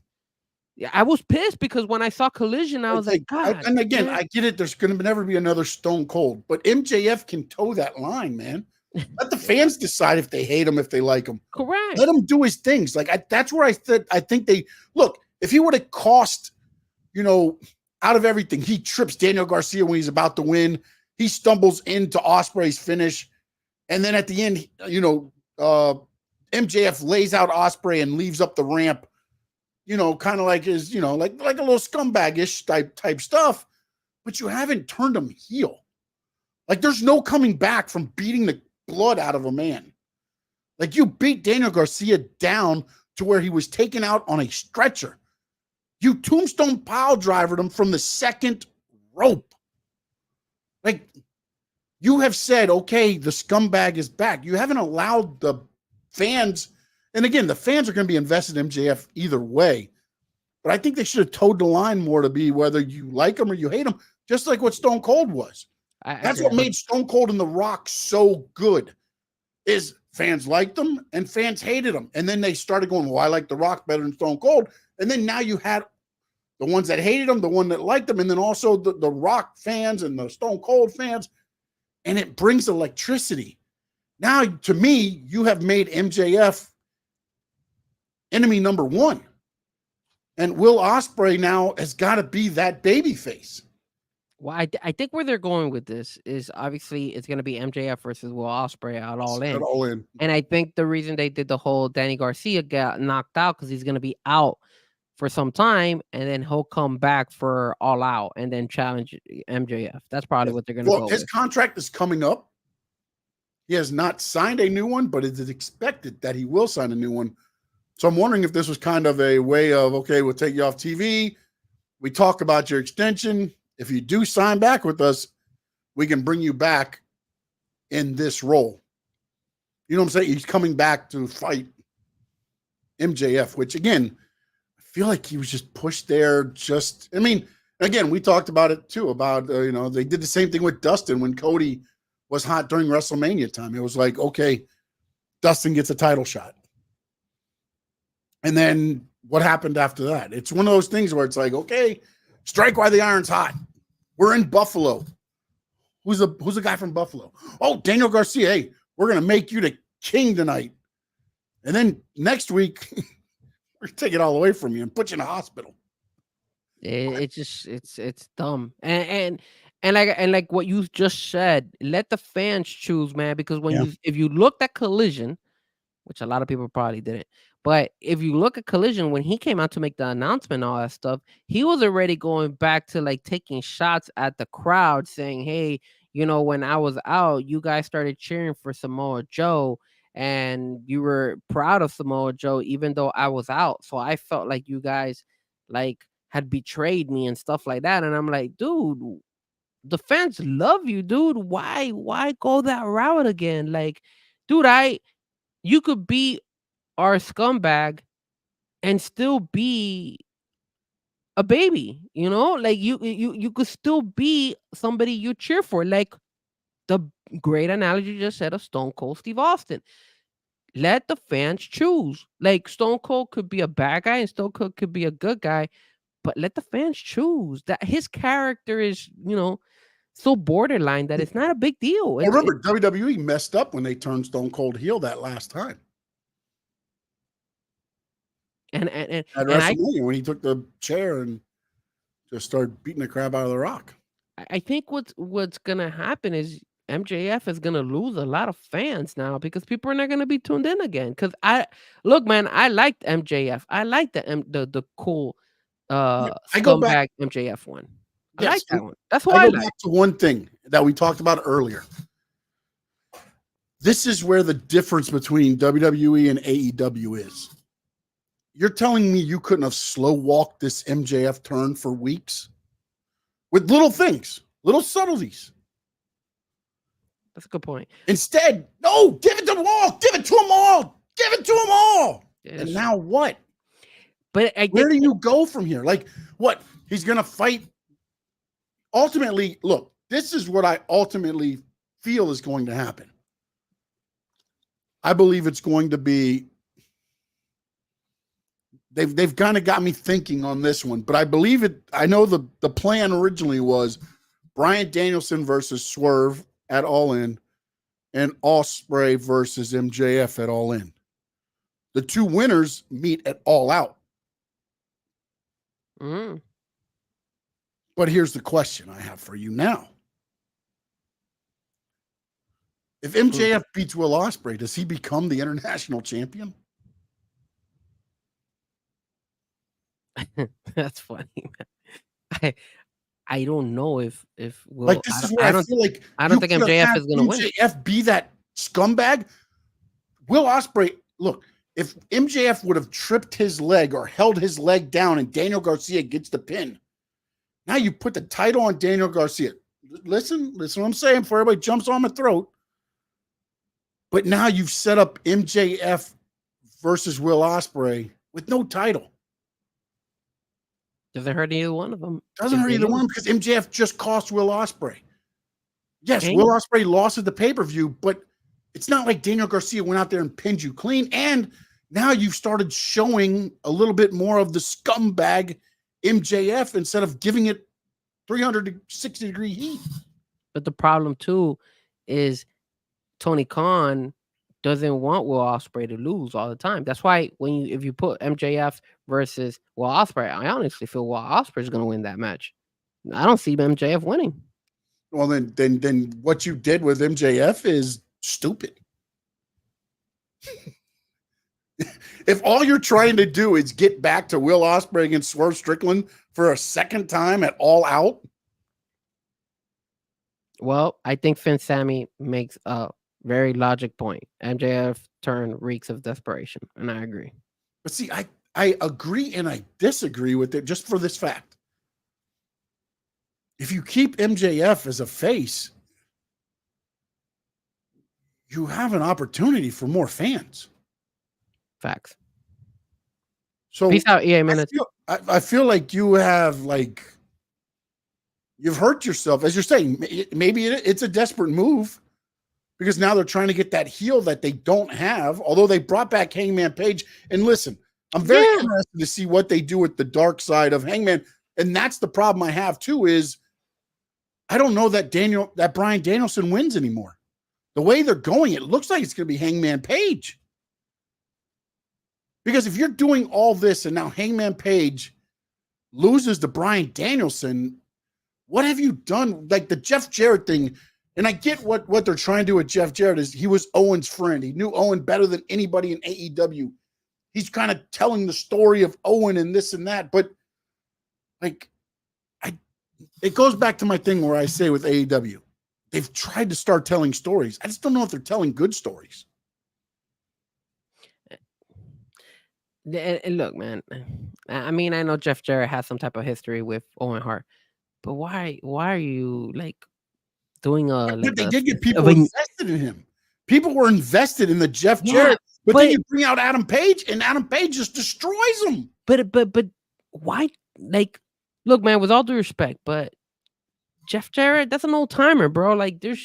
Why am I gonna invest time on him? He's it's like I agree. You did all of this promo, 3-minute promo of Jeff Jarrett talking about him and Owen Hart so that you could re-debut Adam Page to beat the crap out of him.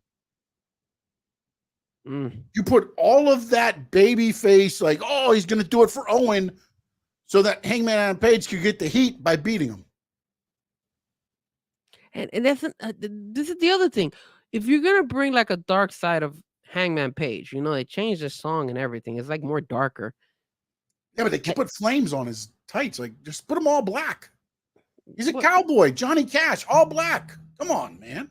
But you do all this, and then, he's not in with the Young Bucks, which I thought that was the main reason why they brought him in the first place. When I saw that video on the pay-per-view, I was like, I was trying to find it. I couldn't find it. If you find it or somewhere on X, I'll try to find it and send it to you. Because I was trying to look for it. It's him sitting there and they're taking the crib apart and they're carrying everything out of his house. And at the end, it's him pouring a drink by himself in a room with no furniture, and he's watching the Young Bucks talk on a microphone, and it's kind of going through the stuff of AEW. So then when you were like, oh, the thing will be, I was like, man, I don't know. And sure enough, it was. And then it was like, oh, we want you to be our fifth partner. And then it was like, no, I'm only here for Swerve. Yeah. Basically, I'm back for Swerve. That's it. He looks like a lost soul right now. Yeah. And it's frustrating because I want to be invested on, MJF. I want to be invested on Hangman Page's return. I mean, for the love of God, they brought in Marco Stunt on Collision the other day. Yeah.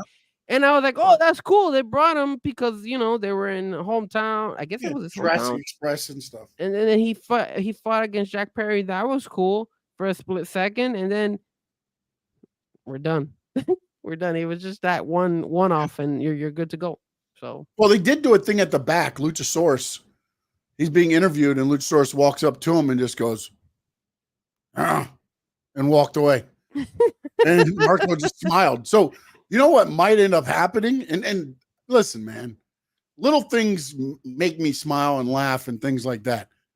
Why not bring Marco out to be the one to bring Luchasaurus back to get him away from Christian Cage? Yeah, because Luchasaurus has kind of calmed down. And did you see the heat that is going on right now between Luchasaurus, Christian Cage, and the Golden Bullet Club? Yeah, against the Golden Bullet. Yeah, like where did that arise from? Where did that come from? It's just that's why you don't get ratings, because it's like you're not invested. Just stuff together, man. And people the only ones that are like the only ones that make sense is Timeless Tony Storm. That one's very good, and they've been doing a very good job. But again, I don't know if that's something that you got to give Tony Khan credit for, or if that's something that just Timeless Tony Storm has built on her own, and she's giving that information. Everybody has bought into that character, and she does it so well. Like, you have to give Tony Khan credit for allowing Tony Storm to be. I mean, look, when she first went titty slaps on air, I was like, oh my goodness. Man, this is like tits out, head up. It's like, hey, okay. You know, it's just like little things you allow it. And what's interesting to me is when I watched the Who Killed WCW, and I think back, TNT wouldn't have allowed that back then. No. Now they are. You know what I'm saying? Like, did they learn from the things? Because that's what ended up killing, kind of really what killed WCW, because it was like, hey, now they went PG because they wouldn't allow them to do anything, the practices and whatever the hell they were called.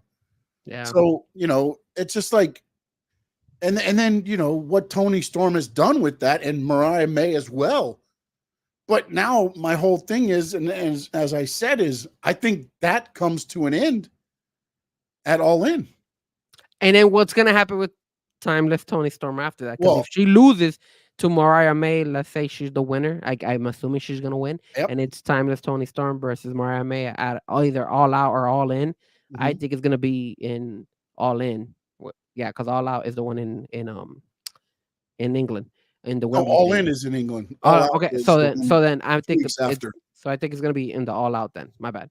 So then, but after that, if Timeless Tony Storm beats Mariah May, or if Mariah May actually beats Timeless Tony, what happens to Timeless Tony? You feel me? Like, does that character die? No, the character does not die. Why?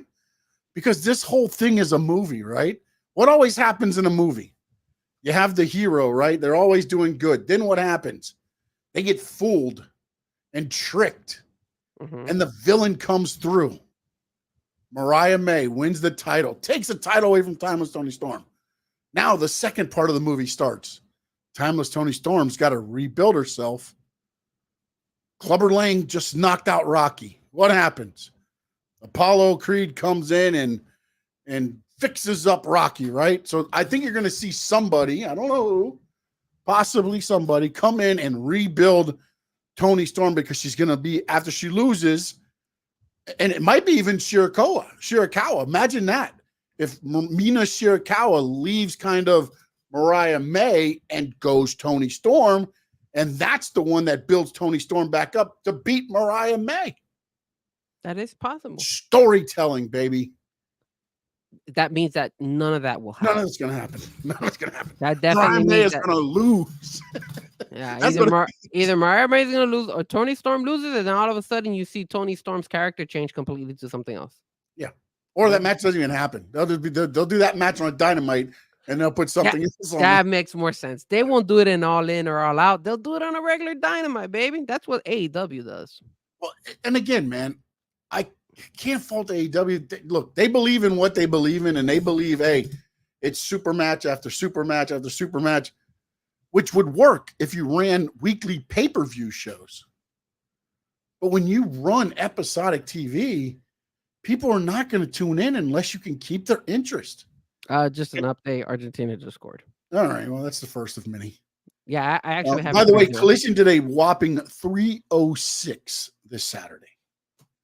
Damn. That's going great. Let me tell you, that's going great. And then for those that say, wait a minute, ratings don't matter. Well, MJF cut a die rate of a promo. He did. and says, Will Ospreay doesn't know business. Doesn't. And if you want to do ratings now, get down here to the ring. So do ratings matter? Or do ratings not matter? And then not only that, but he cuts that promo, and now you bring up this whole thing that the lowest point was when they were having that fight in Dynamite. What in the world is going on? On Collision, though, that 382 was the MJF promo was the highest. And then it just dropped considerably from there. Damn, it's so bad. With the low Well, part. I will tell you this. I was watching Collision, and they had Claudio Castagnoli. He fought some guy. I have never heard of him, but he has like this huge mask, and he fights with Mortos, the Beast Mortos, yeah. Yeah, that guy fights with the he had mask a the whole different name time. before he went to AEW. Yeah, he always fights with that big bull mask. Yeah, that was crazy. Like, how can he breathe with that mask on? Yeah, he's been in MLW, and I believe it was Ring of Honor before AEW bought Ring of Honor. So I think that contract came with that when they purchased Ring of Honor. Because I think he worked over there. He did it under a different name. I forgot what his name was then. But man, he fought with that mask. I was like, man, I don't know how that guy's not breathing really hard underneath that mask. And also, Rio was injured on a dive to the outside. She fractured her arm, so she'll be out for a while. You know what's crazy about Rio in that match was that when Rio was wrestling in that match, she didn't make any type of signal of her arm being messed up until she did the finish. That I guess her like a flip move where she was able to get the 1, 2, 3, and then she grabbed her elbow and she was like, "Oh man, I'm in pain." And then that's when they talked. They asked her, "I was like, are you okay?" and stuff like that. And then I was like, I know something's wrong with her because obviously she was like hurting really It's bad. odd, man, because they show when she goes to the outside, she lands, and like it was almost like the Eddie Guerrero move, where if you look or pick up her arm kind of drops down. It just kind of, and then she kind of picks it up. Oh, and I mean, kudos to her because she still kept going, and it finished it, but. And it didn't look bad at all, like throughout the remainder of the match. So I was impressed. All right, and blood and guts also, man. And this is the one thing. And look, man, I know. Look, I love the matches they put together, pay-per-view wise, and everything else. But the stories in AEW, I'm a guy that likes storytelling. I like to be entertained. And you introduce this blood and guts, and you've got 4 people on Team Elite. They're looking for a 5th, which they thought they had, but they didn't. Mm-hmm. Then you're like you have Tony Schiavone come on the air during a match and say, "Tonight we'll find out the first member of Team AEW." I'm like, "Oh, cool, good stuff." And then all of a sudden, Mark Briscoe's music hits when you come back from break, and he comes out and he says, "I officially throw myself on Team AEW." What? Well, I mean, they got ratings during that portion. Maybe the fans agreed. I don't know. Hold on a minute. Let me see how much the ratings went up that night. The Ring of Honor representing AEW. But it's not only that. It's like they did funny. the same thing when they did the other match. It was, let's see here. Hold on. Mark Briscoe. Yes. Oh, no. The live promo was when it dropped the most from 730 to 680. But then the match, oh, no, they jumped them at the end, and that picked up a little bit.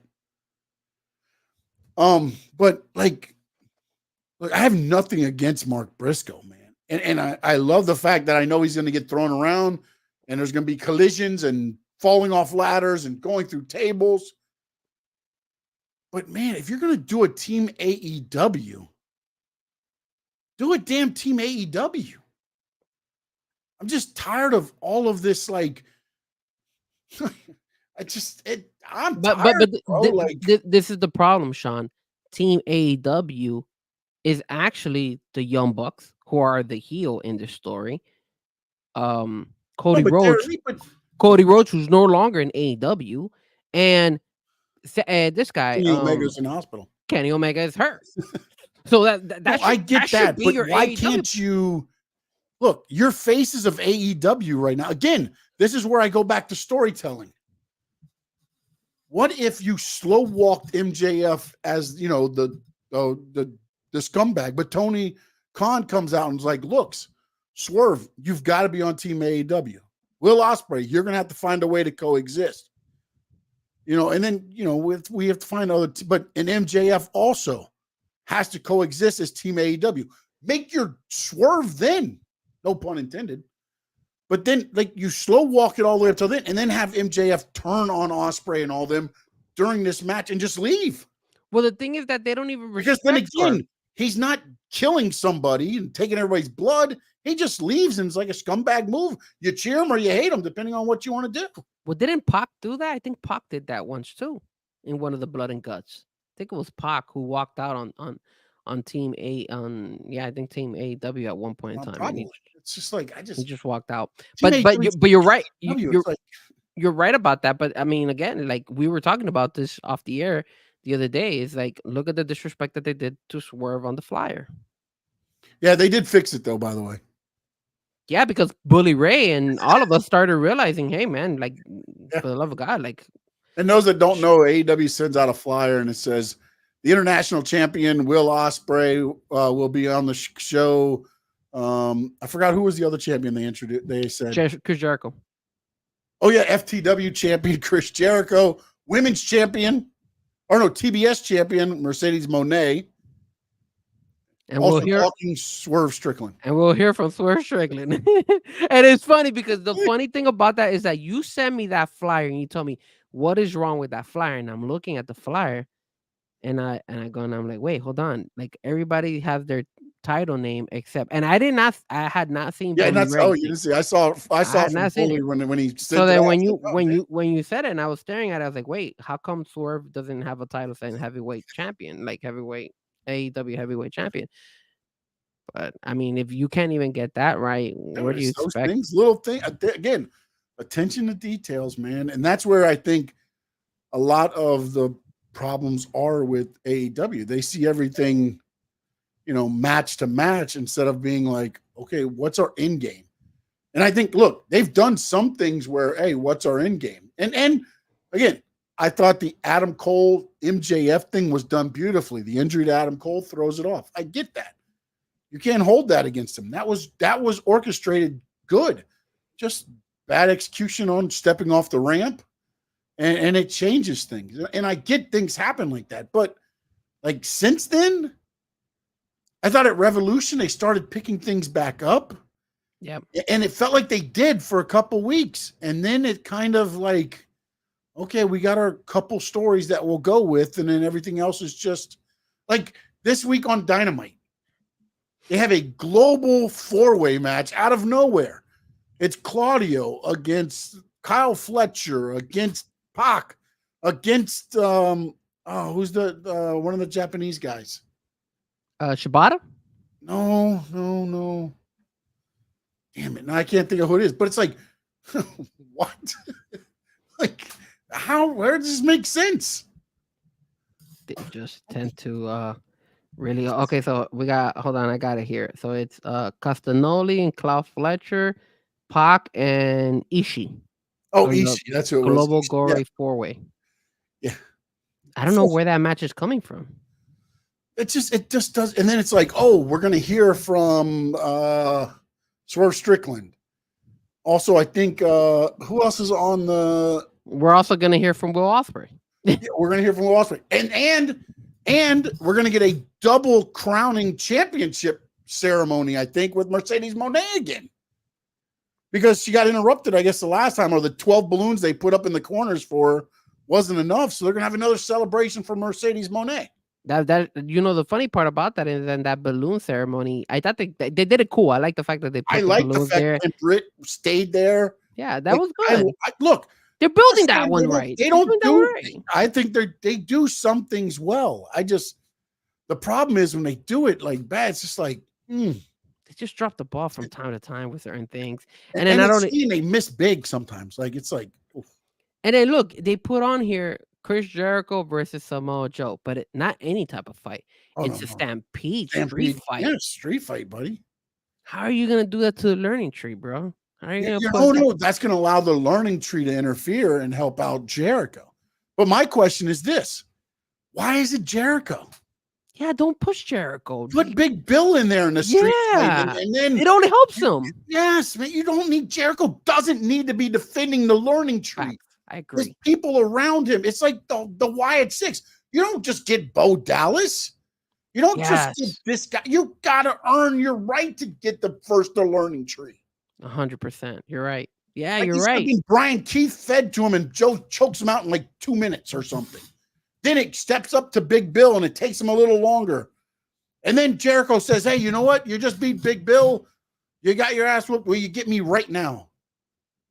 And then Jericho whips around and hits him with the spinning elbow and leaves Joe laying there or something. You know, like Jericho at this point should be an attraction, man. Like, I feel like it's like, dude, I don't need to see Jericho wrestle every week again. You're right. You're right. And it makes perfect sense. Like, why is it Jericho? It should have been Big Bill. And the cool thing about is that Big Bill, like you saw the thing I've been sending you, the learning tree, he's gained, like he's invested in it. I like it. I like what he does. Yeah. And the crazy thing is they just don't capitalize on certain these things. It just keeps you like wondering, like, because their thing is, we got to give him the best match, Joe against Jericho. That's what everybody wants to see. And I remember what I told you when they had the Forbidden Door. People are gonna go ahead and be like, and I haven't seen Forbidden Door's numbers. I wonder if Forbidden Door's numbers came out already. But I kept telling you, like, oh, what a great matchup between Swerve and Will Ospreay. And people just say, hey, it's a great matchup because these guys are doing their finishing moves like 4 or 5 times, and they're just oh no, hold on, man, that's choreographed, man. Let me tell you something. That was just a big choreographed match there. That was a lot of athleticism, but that's not wrestling. That's what somebody said about Sol Ruka and Kalani Carter, by the way. Really? Yeah. Wow. Yep, some talking heads. That was just a bunch of, and then somebody put the match that they patterned it after, which, by the way, Will Ospreay versus Ricochet. The opening was sequential to there, and Ricochet. I did see that. I saw it out and was like, "This is cool." And then they go on their show and was like, to me, it was just all choreographed. They're just great athletes, bro. It's pro fucking wrestling, man. Mm-hmm. Like, what isn't choreographed, bro? Like, you think somebody can get super kicked 26 times and get up? If a person in real karate or jiu-jitsu or whatever kicked you in the face, you're not going to kick back up. Sorry to tell you. Yeah. Facts, man. I mean, bro, like, to sit there and be like, oh, that match just court, dude, just show that you don't, just say, look, whatever they do, I don't care. Like, how are you going to sit there and crap on a match and just be like, oh, they're athletic, so they make it look good. It's choreographed. What freaking match isn't? It's pro wrestling. That was in the 80s and early 90s, maybe when we all thought it was real. That would be it was real because it looked like a real fight because there wasn't such athleticism. Yeah. It was 2 big guys that you might run into in a bar and you'd be like, I don't want to mess with that guy. And that was the intrigue of wrestling. And that's why, like, Vince McMahon was always like, bigger's better. They need to be bigger than anybody else because I don't want you to think that, oh, let me go fight that guy. No. Because when you do, they're going to slap the shit out of you. And Cat for Life, the learning tree looks a lot like the Bloodline. Hell no, it's completely different. The learning tree is more of like them just trying to, teach the people. The learning tree is Alpha Academy. Yes, up 1,000%. I agree. That one. Jericho is more of that. Hey guys, hello, how you doing? Hey, let me show you what I did. When I was on the camera, I took the camera and you got to face it right at the person. And then you hit the record. Look at that. I'm great. Thanks, guys. Yeah. He's more of like, hey, I'm teaching you. I'm showing you. But he does it in such a sarcastic, freaking, I want to slap you in the face way. Yeah, like an ass. Yeah. Yes. Definitely. And it's perfect. It's perfect. I love the reinvention of Jericho, but I don't want him to wrestle. I love the Rotten Apple. The Rotten Apple is badass, man. I love the Jericho. I love the rotten apple because the rotten apple is exactly what he is. A rotten apple. He's pissed all the time. I love it. Why you disrespect Christian? And then I like Big Bill because Big Bill's always the wise man. He's the one giving you pointers and helpful hints and trying to get your day to start on the right foot. You know what he is? He's that freaking brown-nosed student that's always up the teacher's at like, look what I learned so much from the teacher today. That's what he's becoming. You know what? That's a perfect analogy. You have the student that is like the one who disobeys and is always that, and then you have the student that's like, hey, the teacher's pet, right? Yeah. Going like, hey, buddy, that's Big Bill. And Jerk and Jericho's the teacher. Yes. Makes perfect sense. It works so much. And like I get it when Brian Keith has the injury, then okay. But now that he's fine, like I don't need Jericho to wrestle. Jericho, if anything, the way it should happen in this match, Jericho gets introduced and is like, Samoa Joe, you don't deserve to fight me.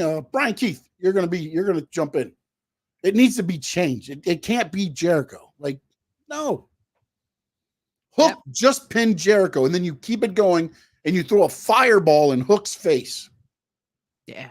You get Taz escorted out of the arena because the EVP say you're the new guy on commentary. Like, you don't need to be wrestling. That's the stuff you need to be doing, because when they finally get the hands on you, then it means something when they whoop your ass. Like Hook beating Jericho at the pay-per-view, I was like, good, this is over. No. I was wrong, but I was like, at least they made it make sense because he beat Jericho with his finisher. Then Jericho, being who he is, probably got the idea. It's like, hey, that's disrespectful to me. So now let's go with that angle. Now he's disrespecting me, so now I got to get him back. And then he talks about all the things, how you disrespect me, beat me my own move. Then he takes out Hook, and then he throws a fireball in his face, and now you've got a street fight with Joe and Jericho. That makes no sense.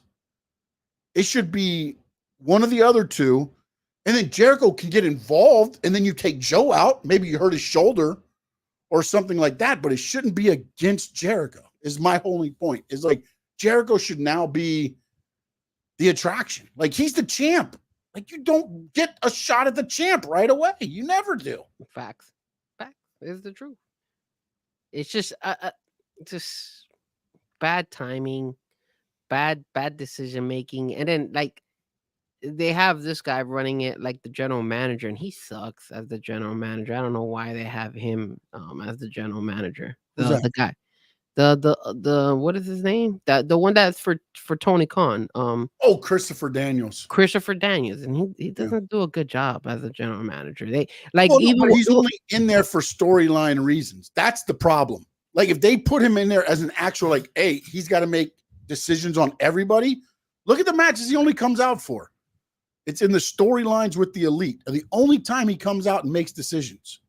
See, so they should involve him a little bit more. He's not even a general manager then, because I could understand if AEW tried to do like an Adam Pearce. They should. They need to do that. They should do that. Yes. I agree. They should, even though like, you know what would have been perfect. Like, you had Mark Henry, you had some of these guys there. Put them in that role. I mean, I get it; they're not there anymore, but those would have been the guys. You know, even Jericho. To me, Jericho would be a hell of a GM. Well, that's what Cap for Life was saying. He was like, he should be more of a Triple H type of guy. Yeah.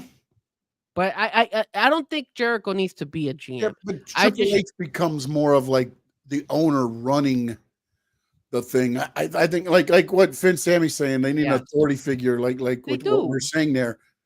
But like that's where, like, I honestly, for real, man, I saw Sting tweet out retweet Forbidden Door, and I was like, why wouldn't you bring back him? Yeah, as like something outside as authoritative figure. Yeah, man. Yeah.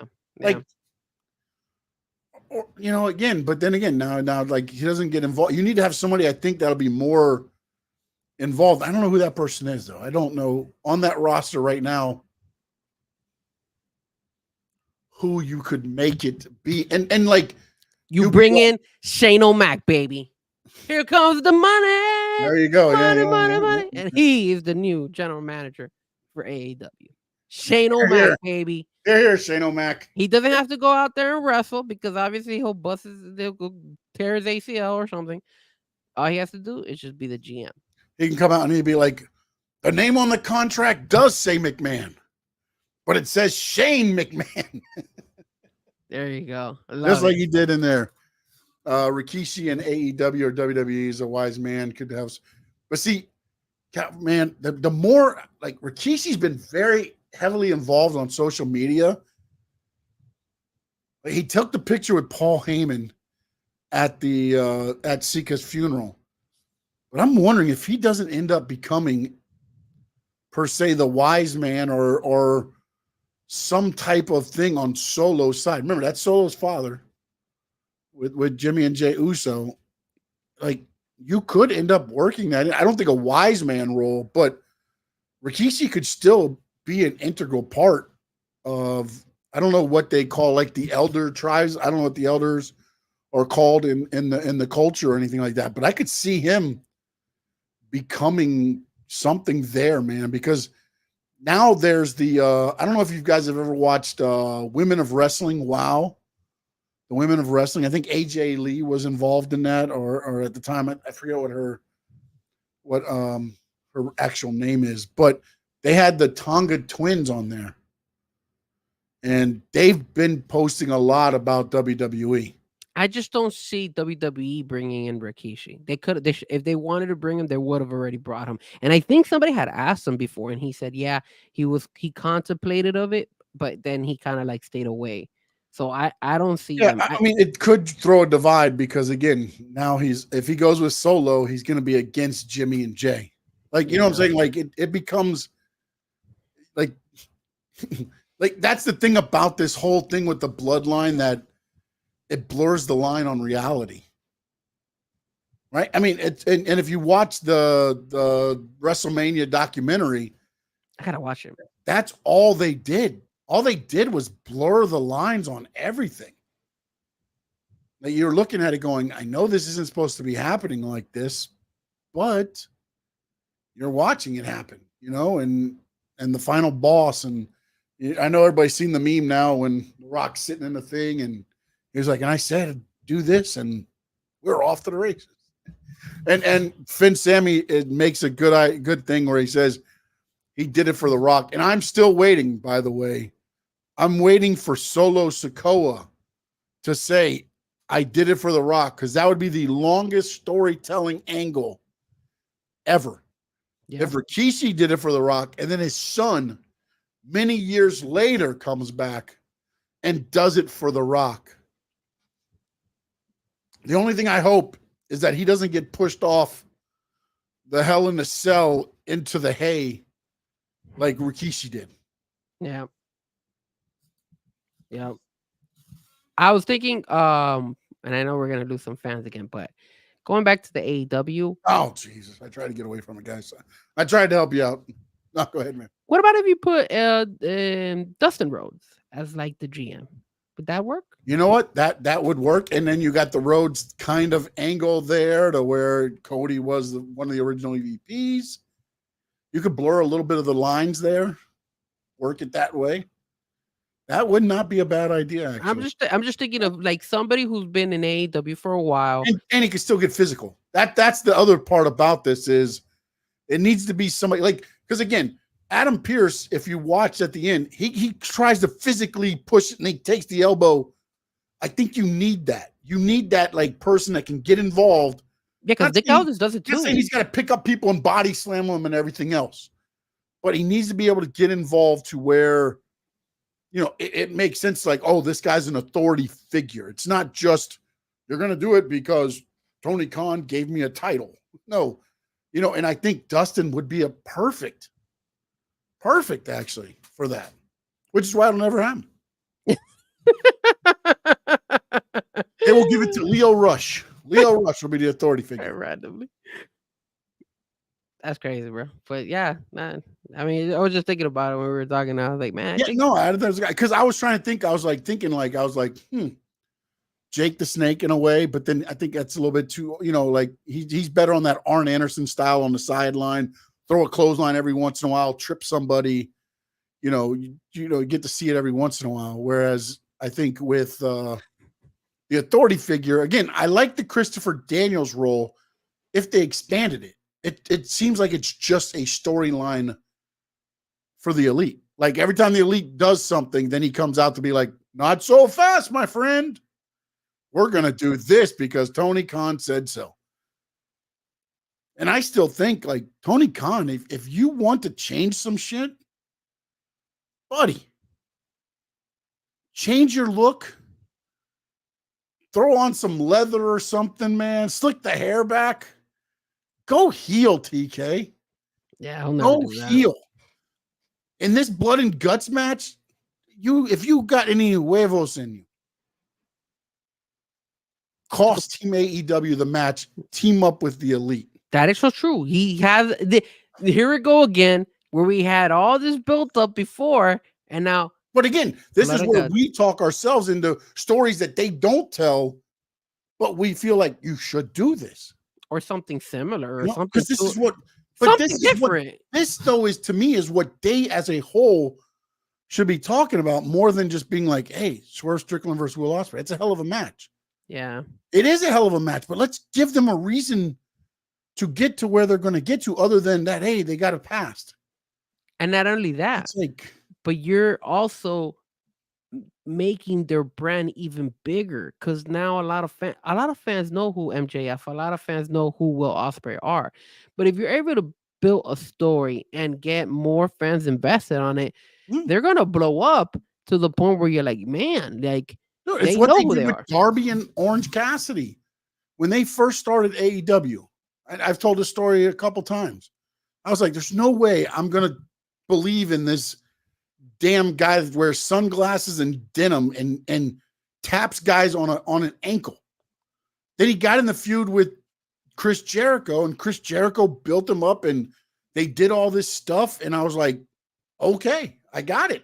Same with Darby Allin. I'm like, yeah, great. This guy throws himself through all these buildings and everything else. Then he got in the feud with Cody, and they went back and forth. And Darby didn't win any of those matches, but it built him up to where it's like, okay, he's viable. And that's what you got to do, is make him seem viable to where people can invest a little bit into him. But then also the problem too that they run into, the Orange Cassidy thing is great, but it does run its course.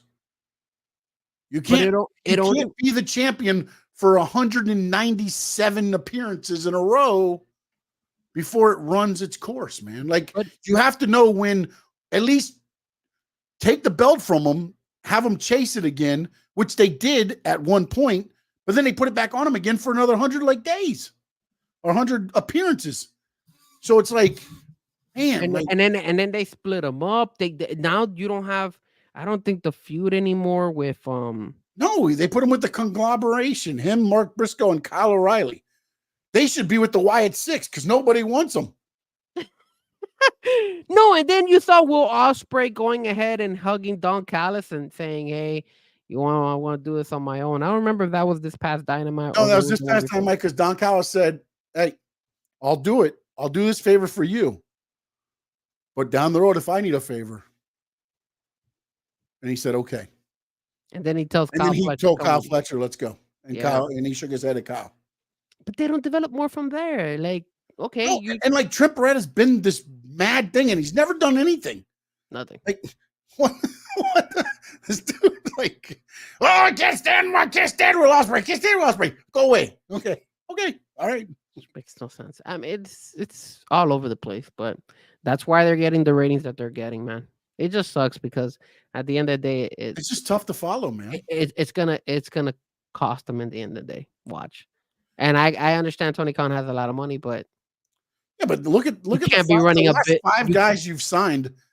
I gotta believe you're paying all of them over $3 million a year, and you can't keep paying and not making a profit. Yeah, I mean, you can write off so much, but I don't know how much.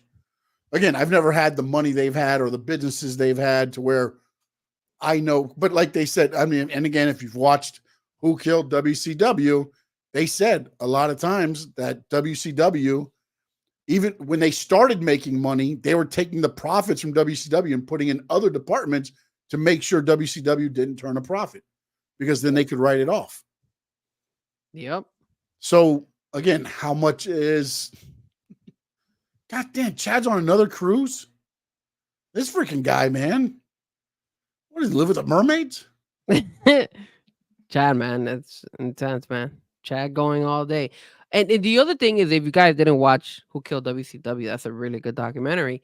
The issue there, though, was that the owner of WCW, who was the owner of WCW at Ted that time? Turner. Ted Turner. So he was invested on like wrestling. But once Ted Turner owned Turner Sports, which was owned TBS and TNT at the time. Then they merged with AOL and became Time Warner. But in the process of the sale, Ted Turner only ended up with 45%. AOL ended up with 55%. So they ran the merger, which threw Ted Turner out of control of WCW. There you go.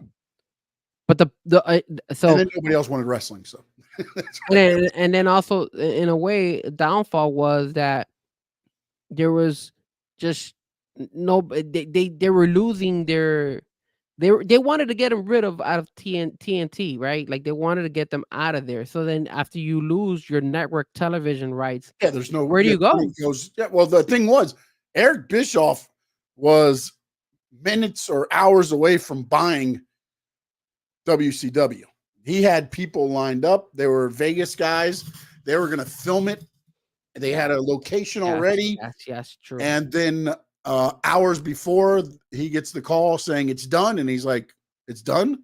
Well, congratulations. Welcome to the wrestling business. And the guy said, no, it's done. We're not selling. We're not buying. They took TNT off of the table. And without that TV time, it went from a $40 million deal to what WCW ended up paying, which was about $4 million. You mean what WWE ended up paying? WWE paid, I'm sorry, about $4 million. But they also spoke a little bit about how that was like set up that way to screw WCW. A lot of people believe that, but also when you look at it, what was there to the library? That's it. That's all they had. Yeah, because a lot of the wrestlers, because not only that, you were buying contracts, so you're buying debt. And you remember, you're not buying the big debt, but you're still buying again, remember, they kind of spoke about it. They called everybody in, and Booker T kind of talked about it. He's like, they said to me, you can finish out your contract. We'll pay you 50 cents on the dollar, which means basically they're cutting everybody's contract in half, and you can come wrestle for WWE. Some of them took the buyout. Some of them stayed. Well, again, some of them were under other contracts from other companies, not WCW. The ones under WCW either brought to WWE or paid out. Then you had your Hogan, Nash, Hall that were all paid. Goldberg, all those guys were paid by the other part of the company, and they stayed home until their contracts ran out and got all their money. Yeah. And then there was a scene where Booker T goes and says, I think he was fighting Scott Steiner, I think it was. That was on the last Nitro. Yeah. And I remember Scott Steiner and Booker T, they were like, look, we're pretty much having our tryouts for WWE. Yeah. And so let's go out there and give them a show. That way we could get signed in WWE and have a job. Yep. So it was a really good documentary. It tells you all the stuff about like how they hated Goldberg because Goldberg used to go hard at, like how he ruined Bret Hart's career. Yeah. The guy didn't know any better. If you reminded me that when I was thinking about that, I was thinking about Rhino at the same time because Rhino also has not Rhino. Yeah, is it Rhino? No, it's not Rhino. The other guy. What's his name? It's not Rhino. Gilbert? Huh? Gilbert? The one that has the one that I mentioned a couple times that I want him to be at AEW. The one that reposted my post one day. The hell is his name? Ryback. Ryback. There you go, Ryback. That's what it reminded me of. That when they were talking about that, it was reminding me of Ryback. That's what it was. I was like, oh, Ryback, bro. It's Ryback right Bret there. Hart's not a big fan of good old Goldberg at all. Yeah. But yeah, so no, but I mean, look, man, ultimately, look, when you give, if anything should be taught by WCW, it was if you give the nuts the asylum, sooner or later it's going to fall. Facts. And unfortunately, a little bit of history might be repeating itself, but this time there's a lot more money. But you cannot, as a business person, I don't care how much money you have. I remember what I want to tell you now. I don't care how much money you have. You can't run a business without being profitable. And at one point in time, whether hopefully it's either him, he makes that decision, or somebody in the inside will tell him, hey, man, it's time to cut it. It ain't working. You're losing too much money. Oh, it just depends on what they're paying for buildings, or buildings are paying them. Do they have corporate sponsors or TV deals?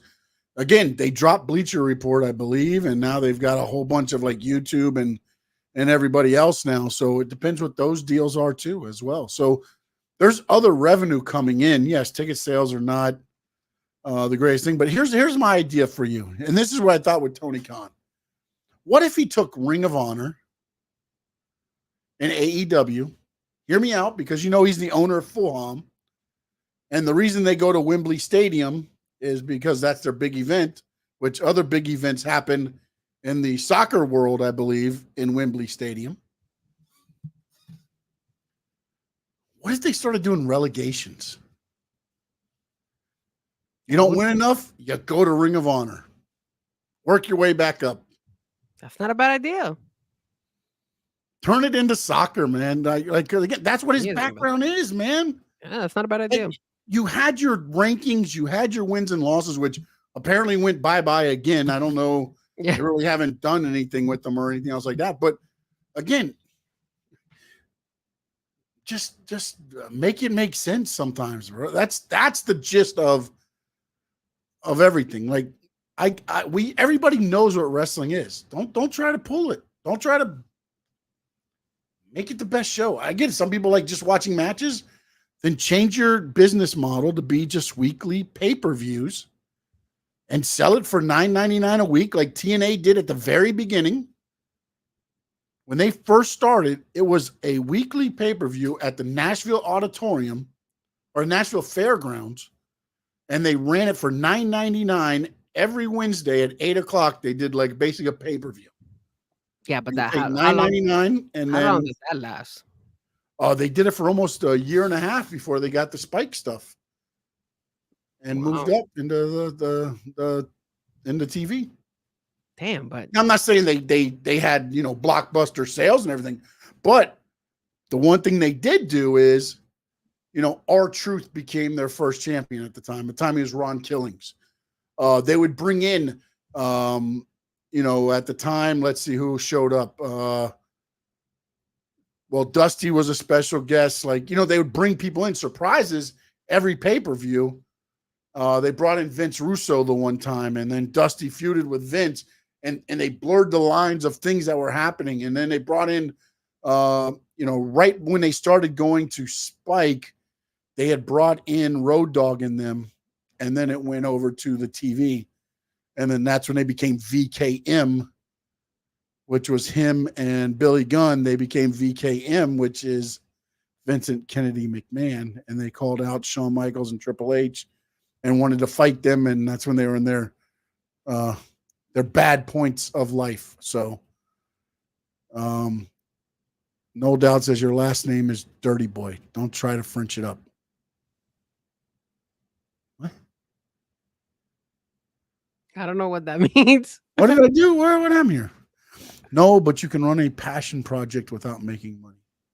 That was when he was saying, when I was saying that Boy. Tony Khan wanted running a show and keeps running a show. Oh, Joe Dirt. Oh, jeez. Okay, now that when you said a Joe Dirt line, I'm sorry, man. I wasn't thinking Joe Dirt when you said that. I got it now. Okay, your name's Dirt. I know. I got you now. I'm sorry. I was not thinking Joe Dirt. I'm like, what the hell are we talking about where we said Dirt? Yeah, I didn't get it. I didn't get it either. That's why dirty money. Tony counted dirty money. All right, Frankie, let them know where they can get with you, man. You guys could always reach me at Frankie Frezko, my YouTube channel, and then obviously on social media, it's under Frezko Music. I'm gonna change the Powerhouse Frankie back to Frezko Music, even though I think this is a Powerhouse show, and you know how people like to comment about my Powerhouse topic that happened 2 weeks, like last week, I think it was. But anyways, long story short, you follow me over there. Let me talk to you every Wednesday. Let me talk to you as a powerhouse. Let me tell you that right now.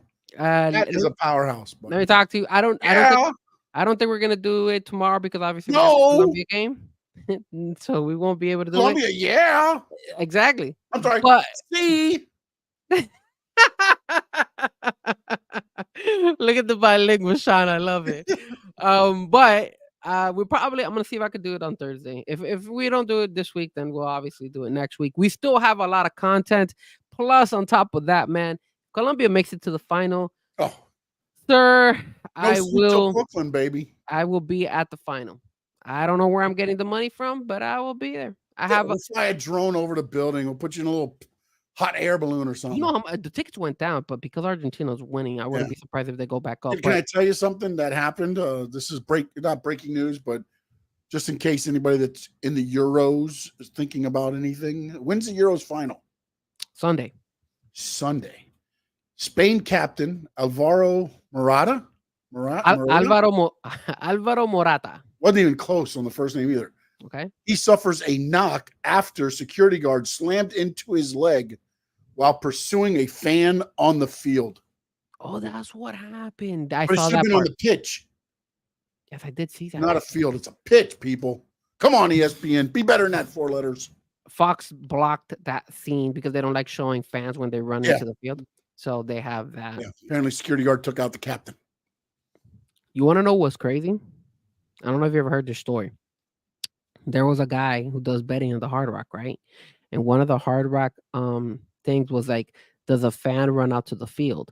So this guy paid a friend to go and run out to the field, and he bet like, I don't know, like 50,000 or 100,000. He bet a whole bunch of money. And then when the guy ran in the field, he doubled his money because obviously he was able to get all that. He had his friend do it, and he ended up paying his friend like $30,000-$40,000 to do it. And he pocketed a whole bunch of money. Make it happen, Captain. That's what you do. That's so slick, bro. People are so slick. It's funny. But yes, sir. All right, you get all yours out? Yes. So we'll see. We got the show this week. If not, we'll definitely have it next week. We'll be back to our regular schedule programming next week because we don't have the after the Euros. Yeah, at least the soccer season starts. No, not because now we got to talk a little bit about the Dolphins. We're talking a little bit about the Miami Heat. Other stuff, you know. We got the Olympics around the corner, baby. Yeah. I hope they bring back the Olympics with Kevin Hart and Snoop Dogg. That'd be good. That was so good. I'll never forget when they were like, they would talk about like different Olympic sporting events, and they had a horse, and the horse is like it's like I don't remember the name of the thing, but the horse is like what is the name of the damn thing called? Equestrian. There you go. So then Snoop Dogg is like, oh, look, the dog. Oh man, the horse is crip walking, bro. It's crip walking, and the horse was like doing like this stuff. That was so awesome good. I hope they bring that back. So yeah, I love Snoop Dogg in the nature videos. I'll watch all those videos when he's on. Oh, dude. Especially that little, what was it, a mongoose with the snakes? Or what was that? That was, and they're all over. There's snakes everywhere. Yep. Great stuff. Yeah. And you can follow me at Sean_Stanley11, XIG, Threads, TikTok, Stanley Media House Network on Facebook and YouTube. Again, under 200 subscribers to go. And then plus I need to get the watch hours. But appreciate everybody's support. If you got anybody that likes wrestling, please swing them over to my channel. Have them hit the subscribe button. Then swing them over to Frankie Frezko's YouTube channel. Hit the subscribe button. And when I do get to 1,000, I'm not even going to wait till I'd love to get to the 4,000 watch hours. That'll come. When I get to 1,000 subscribers, there will be a Squared Circle Digest package. that will be sent out to one, the diehards that are with us every week, and two, to one of the subscribers, which will be picked on the little spinning wheel thing. I'll learn how to do it, and when it stops, that's who we'll get it. Yeah, and on the Let Me Talk to You podcast, what I was thinking is, me and my brother, season ticket holders, show whenever I'm not gonna say every single time, but if we miss one game, like if my brother can't make it, like this year, there's one I'm not gonna be able to make it, so I don't know if he's gonna probably take a friend or anything like that. But if my brother can't make it, and I decide, what I'm thinking about doing is giving 2 free tickets to a Miami Dolphins season. Damn, dog! Gotta warm up me. Yeah, Damn. so you will not be getting Dolphin tickets from me. I apologize. I don't live like that. You're gonna get like a shirt and a cup and a hat and some stickers. And you're stuff not, man. No Dolphin tickets coming in my stuff. If a Dolphin ticket does show up in it, don't go to the stadium and get it scanned. Okay, I'm telling you now. Yeah, so I am thinking about that. Like, if my brother can't make it, instead of reselling them, I love my fans, and I love the fact that whoever I'm supports about your co-host, the host, I know, and I don't get no tickets. No, I gotta go watch. I gotta subscribe too. And I'm gonna tell you something. I keep tabs of who comes to the show every single time. So I always write down, like, okay, who's here today, and just keep tabs and all that stuff, because and that one, I would not give those tickets to just any random fan. It has to be fans that have been watching our show consistently, like the loyal ones. And maybe once we grow, hopefully we grow bigger and all that, then I'll do a random spin wheel. But like you were doing, like what you're saying, hey, eventually, like a little package of what we're doing. Yes, that would be something that I would do with some of the guys and gals who might be tuning. You know what? Actually, I'll get you tickets to a football game. It'll be a kids' football game, but you'll get tickets to a football game. All right, I'll do that. How about that? Well, I got tickets to the practice training facility. And you're right, no doubt. Finn's game, I do have to work. Yes, unfortunately. But fortunately, actually, let me rephrase that. Fortunately, I have to work. Yes. We got the practice facility, bro. I got practice facility tickets. Yeah, I'll be there. You'll be out there? Let me know when you're out there. We're gonna do. I think we're gonna a couple. Like, I go out there to do the pictures and stuff because they don't give us enough to do. They don't allow us to use the content, so it doesn't. Dolphins get upset. Hey, boy, let me tell you something. Yeah, but I definitely. Finn, Sammy, no doubt. Chad on the water. Cap for life. Let's see. We had Terry in. We had EA Minutes, our third host. Who else did we have in? Karun was in. I did not see that. Surprised Naya hasn't joined the bloodline. Karun, thank you, my man. And I'm not surprised yet, but again, they're not done with this, and they keep throwing in the next surprise. So we'll see where that goes to. Let's see. I think that's about it. And my dad was in as well. Terry was in earlier. Appreciate you if you're still there. And that's about it, man. So Frankie Frezko, thank you for joining me this evening. As always, it was greatly appreciated. Go enjoy Argentina. Wait, no. I'm not gonna enjoy tomorrow. Vamos Colombia. Wait. Hold on. Here it is.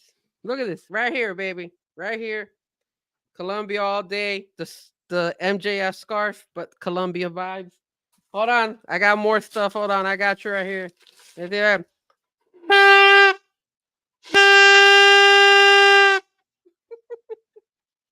We got it. We're ready. We're ready for tomorrow, baby. Vamos, Colombia. Vamos.